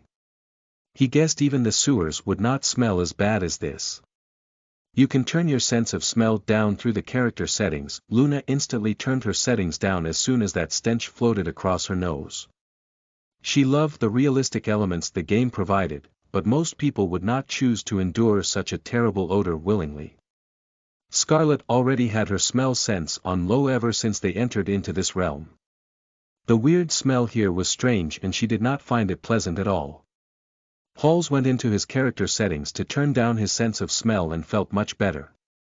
Isroth shook his head. Purposely limiting your senses lowers your overall awareness, he thought to himself. This odor did not bother him at all, he was much more interested in what purpose these cauldrons served. Magic item. Demonic cauldron magic item rank. See magic item HP 1000/1000 magic item ATK. 0 magic item DEF. 0 usage. Processes various materials to form a demonic brew. The uses of this demonic brew are unknown to all but the Shadahi. We have to be inside some type of alchemy room within the palace, Isroth said as he pointed to the east side of the room. That appears to be the only way in and out excluding the pathway we just took to get here. Isroth found the lack of enemies a bit disturbing. Usually, rooms like these were always under heavy guard because it contained many precious materials or resources. However, there was not a single Shadahi in sight. But the more he thought on it, the more it started to make sense. If the Shadahi are basically demons, they most likely have a hierarchy where the strong rules over the weak. Add that on to being within the safety of their own realm and palace, it made sense to have no guards here. After all, who would dare to even think of stealing from someone far more powerful than them on the food chain? Isroth had a feeling that the source of that strong and oppressive aura he sensed earlier was the leader of these Shadahi. Even though he was curious as to what the use of the cauldrons and the concoction inside of them was, they were on a time limit, so he must first complete the task at hand. The party started to advance towards the door with Halls and Isroth acting as the vanguard. When Halls approached the door, he pulled it open with his shield protecting him. Deep within the Palace of Sixirius, the Unworthy, a Shadahi that was similar in appearance to the lesser Shadahi patroller was kneeling before a throne. The main difference was that this particular Shadahi was over 4 meters tall and released a much more powerful aura than the patroller. Sitting upon the throne was a huge Shadahi who was at least 10 meters tall with chains and locks around it that bore a striking resemblance to the chains of Matsi, which sealed the realm of the Shadahi, except they were much weaker in comparison. However, even though the seal was much weaker, it was still strong enough to suppress the creature who made normal Shadahi look like little children in comparison. Lord Sixirius, the boundary between our plane that the mortal plane has been bypassed, the kneeling Shadahi spoke in a respectful manner. Its voice carried a mix of fear and awe for the powerful Shadahi it was in the presence of. The one who sat upon the throne was indeed Sixirius, the lord of this palace. He shook violently for a moment before calming down. A deep voice resonated throughout the room, "I can feel it, Equilor. The power of the boundary sealing sphere. It is here." Sixirius sounded impatient as though he was waiting for eons. "You must retrieve that sphere at all cost. With it, we will all be restored to our former strength and glory. The mortal plane will stand no chance against our invasion, and you, my loyal servant. You shall be handsomely rewarded by me personally." Although Sixirius could not move from the throne thanks to the chains, he was still powerful enough to instill fear into a mighty Shadahi like the one named Equilor before him. That alone was a testament to his strength. If he could have such influence while being severely limited by his current state, then one would only be able to imagine his true level of power. Equilor stood to his feet. "My lord, I shall bring you the boundary sealing sphere. I will not fail you." He gave a deep bow before turning to leave the room after being dismissed by Sixirius. When Equilor left, he glanced at the two lesser Shadahi patrollers outside the door and said, "Go and check if anyone is missing. If they are, send someone to report back to me immediately, and then start a widespread search within 35 kilometers in every direction. You can focus more within the immediate vicinity of the boundary." The two lesser Shadahi patrollers left to execute the orders without question.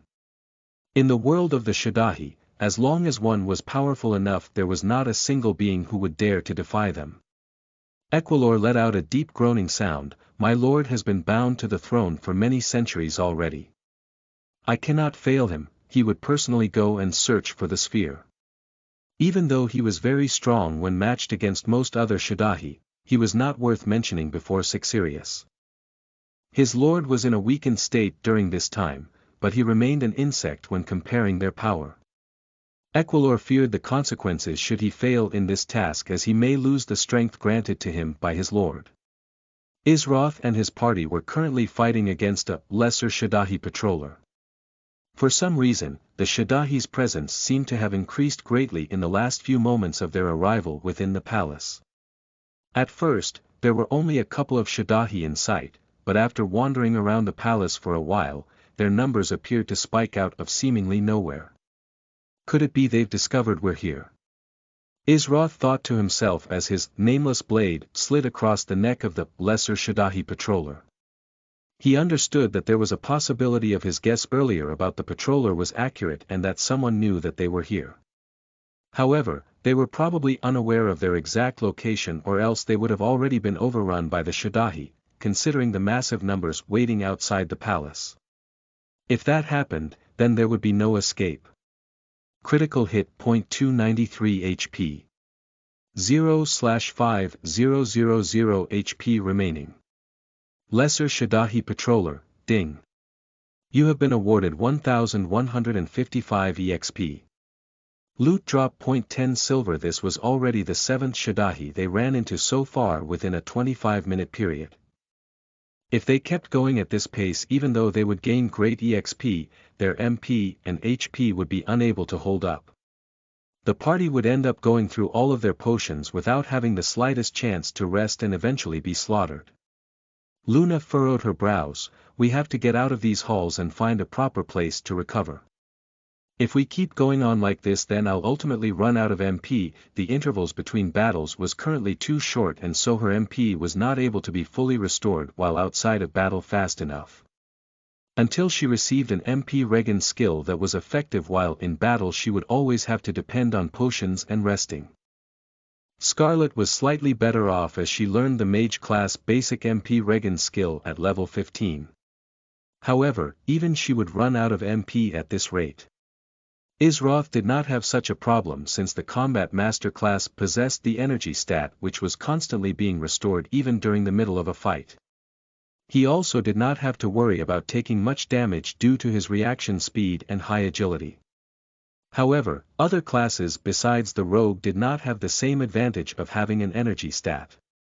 "We'll try to find an empty room to stop and rest in. Though we do not know for sure if at this point any rooms will be empty," Isroth spoke while continuing to move forward. For now, they could only fight and survive. Halls picked up the silver coins before dividing it between all of them and took the lead in front of the group. The way this palace was structured made it difficult to navigate, but thankfully Isroth seemed to remember all the different routes they took so that their party never ran in circles. Isroth suddenly sensed a strong presence nearby. But it was a challenge trying to figure out its exact location because of the interference of whatever or whoever was releasing that strong and oppressive aura he felt when they first arrived in the palace. Just as he was about to warn everyone. "This palace is just simply too big. We'll be searching forever in this PLA." As Halls was speaking and turned a corner, he bumped into something solid. "Be careful. Isroth warned Halls when he finally managed to lock onto its position, but it was already too late. Halls blinked a few times before lifting his head up, and while doing so his face began to turn quite unsightly. He swiftly lifted up his shield, but before he could fully comprehend the situation and properly block, he was knocked away over 10 meters, tumbling across the hallway like a rag doll by a huge dark red fist with a pair of claws. 800 HP. 450/1, 500 HP remaining. Halls, everyone was shocked and they saw Halls flying across the hallway and crashing into the floor. Their facial expressions turned dark when they saw the amount of damage that thing did. This was the worst possible time to run into this kind of monster. Luckily Hall's HP was not too low, or else he would have died in one shot. Isroth narrowed his eyes at the creature before them. It was a Shadahi, but it was more than twice the size of the lesser Shadahi patroller, and obviously much strong. He unsheathed his nameless blade and charged at the Shadahi, keeping his movements simple yet unpredictable with each step. What's this? Little bugs wandering inside the castle of my lord Sixirius. Hand over the sphere. The one who spoke was Equilor, a commander and loyal servant of Sixirius, the unworthy. These intruders must have been the same group who killed one of the lesser Shadahi patroller outside the palace. They had to be the people in possession of the boundary sealing sphere, as there was currently no other way into their realm for mortals. Name: Weakened, Commander Equilor, Rare Boss, Level 17 HP, 25000/25000 ATK. 600 Def. 100 AGI. 150 MAG, 300 Skills. Demonic Hellfire, active. Rains down a demonic hellfire, dealing 50% of its magic as damage every 2 seconds for 6 seconds within a 25 meters radius. Demonic Press, active. Swings outward with their large fist at a target enemy, dealing 150% of its attack as damage. The enemy hit with this skill will suffer a knockback effect. The stronger the attack, the longer the distance of the knockback. Demonic Suppression, active. Randomly stuns a single enemy target within a 30 meters range for 2 seconds. Shadahi World Blessing, passive. If a Shadahi is within their own realm, they cannot die.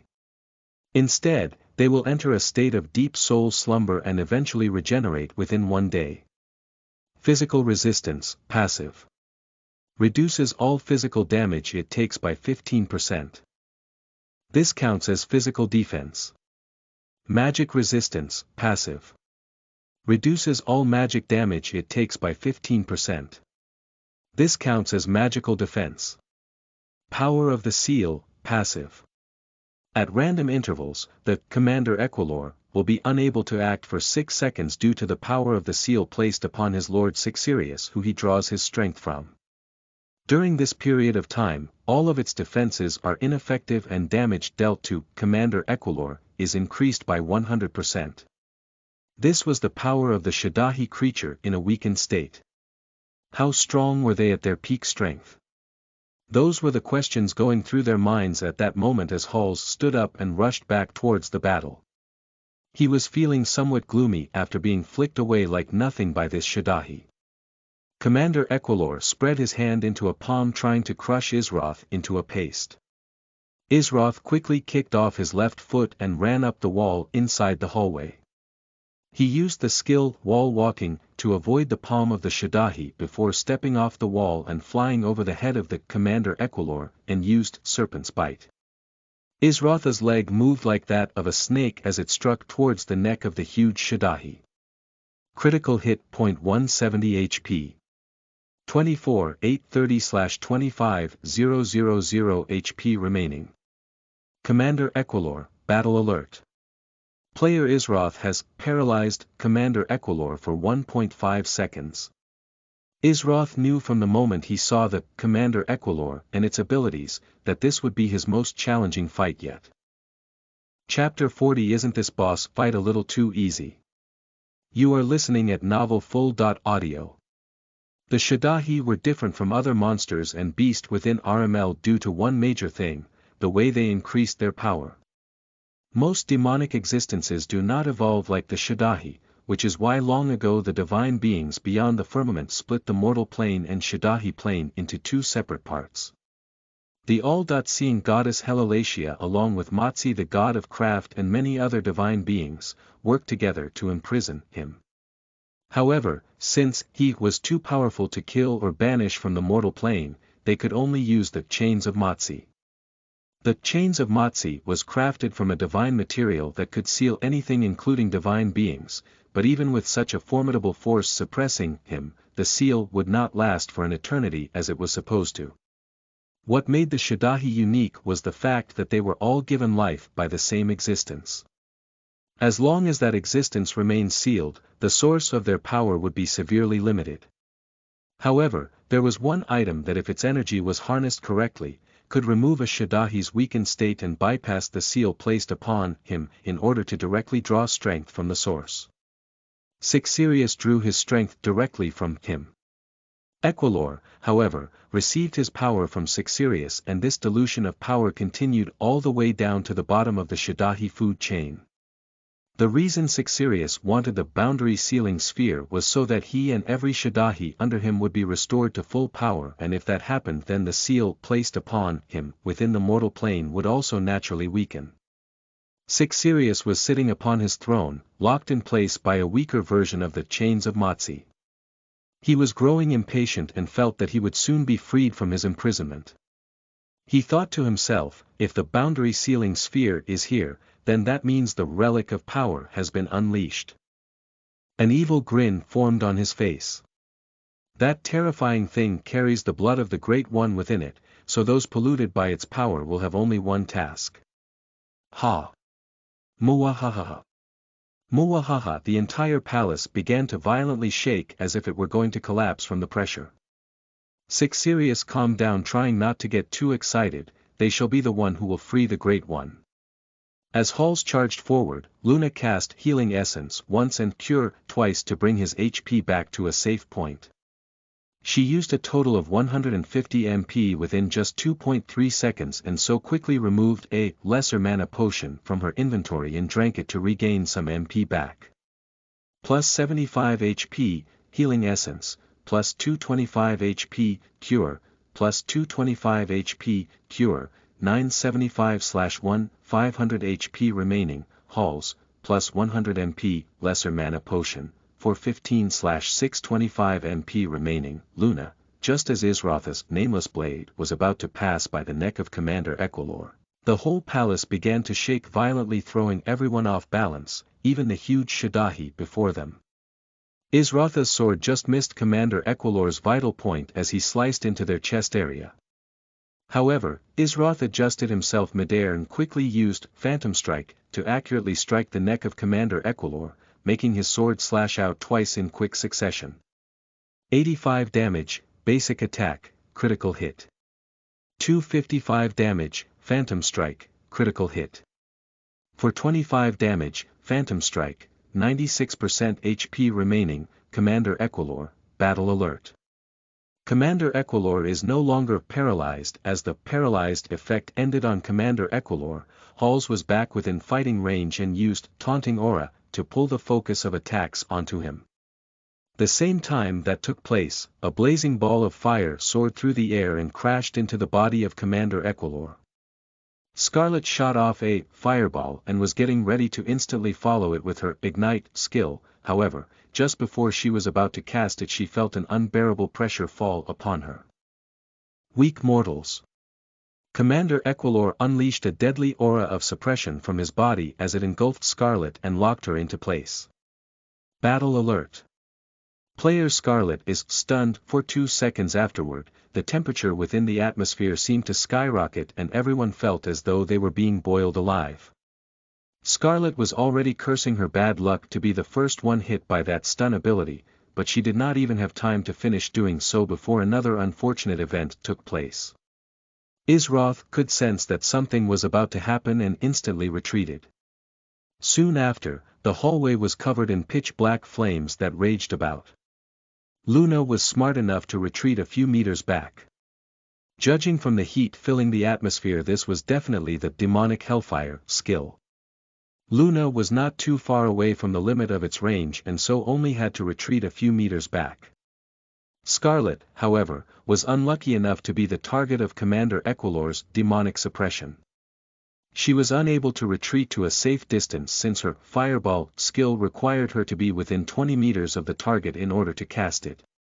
249 damage, fireball, 95% HP remaining. Commander Equilor, Halls understood that he did not have the agility to escape in time, so he could only make the best of it and use one of his emergency skills.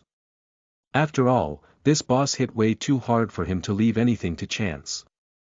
His body became cloaked in a soft light blue energy, but even though it appeared to be soft, it was actually a sturdy defensive aura. This was one of the new abilities he learned after reaching Amaharp, Shielding Gardna. With this skill stacked on top of Luna's healing essence, the damage from the demonic hellfire was almost completely negligible. Skill name: Shielding Gardna skill level. Maxed skill rank. See requirements. Level 13 warrior, shield equipped active. Reduces all incoming damage by 35% for 10 seconds. Cooldown: 3 minutes. Description: do not let its soft appearance fool you, this defensive skill is extremely sturdy and difficult to penetrate. 98 damage, demonic hellfire, plus 75 HP, healing essence, 952/1, 500 HP remaining. Halls, 150 damage, demonic hellfire, 510 out of 660 HP remaining. Scarlet, Halls and Scarlet were struck by the flames. However, Isroth and Luna were successful in retreating out of range in time. Luckily, the skill was not instant and possessed a small time window in order to retreat for those close enough to the edge of the skill range, or fast enough to sprint out of it like Isroth. Battle alert. Player Scarlet is no longer stunned. The stunned effect finally ended on Scarlet and she immediately cast Mana Shield to protect herself from further damage. It was too late to move out of the attack range for her and so she could only take the remaining damage and launch a counterattack. Skill name: Mana Shield skill level. 2 to 4 skill rank. See requirements. Level 13 mage mana cost. 75 cast time. Instant active. Creates a shield of mana around the caster equal to 150% of the user's magic that absorbs incoming damage for up to 15 seconds. Cooldown: 45 seconds. Thanks to her Mana Shield skill, Scarlet received no loss of HP from the final 2 ticks of the demonic hellfire damage. After the 6 seconds passed, Commander Equilor became motionless as the fire within the hallway began to vanish. Battle alert.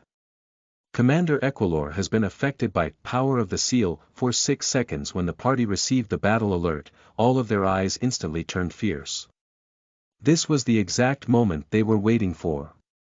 Isroth was the first to act, using flickering steps to get back into attack range instantly. His nameless blade was already covered in a light milky blue aura with an oppressive aura following behind its slash. How could he let this opportunity slip away? He aimed for the head of Commander Equilor, showing no mercy in his assault, using First Baneful Sword. Destruction and Sword Aura in a combination attack. At the same time, Scarlet was furious at the monster for choosing her as a target. She would use this chance to take her revenge. A flaming spear took form in front of her and a few moments later streaked across the sky, piercing into the body of Commander Equilor. She then tapped her staff against the floor as his body was engulfed in a blaze of fire. Scarlet used the skills Flaming Spear and Ignite during its increased damage state. Halls also took the opportunity to use the skill Shadow Pressure attached to his Shadow Fang sword. The HP of Commander Equilor fell rapidly from the barrage of attacks. The most ridiculous amount of damage was dealt by Isroth. Critical hit. 5,600 damage, First Baneful Sword. Destruction/Sword Aura, 1,073 damage, Flaming Spear, 156 damage, Ignite, 140 damage, Shadow Pressure, 67% HP remaining, Commander Equilor, 6 seconds later. Battle alert. Commander Equilor is no longer affected by Power of the Seal. By the time Commander Equilor's Power of the Seal state ended, its HP had dropped all the way down to 55%. The fact that its HP fell by such a large chunk within only 6 seconds. Everyone had the same exact thought on their minds at that moment and couldn't help but to frown inwardly. Isn't this boss fight a little too easy? Isroth frowned while continuing his assault using flickering steps. He could not help but think to himself, something feels really off about this fight. This boss was much tougher and stronger than any of the previous monsters he fought. He had a feeling that this fight would be a challenge, yet that was not the case at all. Isroth trusted his intuition when it came to things like this because it was nearly always right. Even though they all had this bad premonition, none of them stopped attacking. They were shaving away at the HP of Commander Equilor. 50%. 40%. 30%. 25%. When the Commander Equilor's HP reached the 25% mark, something happened that made everyone's facial expression slightly change. Approaching from down the hall were a total of 8 Shadahi. It was not the lesser Shadahi patroller that they were used to fighting against, but rather a different type of creature. Name: Shadahi Crawler, Normal, Level 16 HP 350/350 ATK. 0 Def. 0 AGI. 130 MAG, 0 Skills. When the group saw the stats of the Shadahi Crawler they all relaxed. If it were a group of 8 lesser Shadahi patrollers then they would be in a difficult situation. However, those creatures could be totally ignored because they possessed no attack or magic. The only notable thing about them was their high agility stat, but what was the use of that if they could not even deal any damage? However, this was still a boss fight after all, so they would not completely let their guard down. The only person weary was Isroth. He believed that these creatures did not just happen to come across them by chance. Although he did not move to attack them immediately, he still paid close attention to them so that if anything unexpected occurred he would be able to react properly. Just as Halls was moving to intercept the Shadahi crawlers so that their focus would fall onto him, they ran right past him without attacking and instead jumped at Commander Equilor. Everyone was shocked, but something happened next that made all their faces turn dark. As soon as the 8 Shadahi crawlers latched onto the body of Commander Equilor, they dissipated into nothingness as though he was absorbing them. Plus 5000 HP plus 5000 HP plus 50. In only an instant, Commander Equilor's HP was restored to full. Isroth let out a small sigh. He had been careless. He expected them to explode when they moved in closer or maybe even try to do something that would hinder them in some way, such as in his previous battle against the Goblin Foreman Rathuja, when it called for those goblins mid-battle. He was fully prepared for that. However, his lack of experience in the gaming world revealed itself in moments like these. Although he possessed the memories of a hardcore gamer, he had to manually access them, and even then only the general information was useful. For example, there would be no memories of Commander Equilor because the original owner of this body never played RML before. Weak insects, I shall show you the power bestowed upon me by my lord. Commander Equilor spoke in a scornful way. When Commander Equilor finished speaking, the party received 2 battle alerts from the system. Battle alert. Commander Equilor begins to draw in a greater power. Battle alert. Commander Equilor has entered his second phase.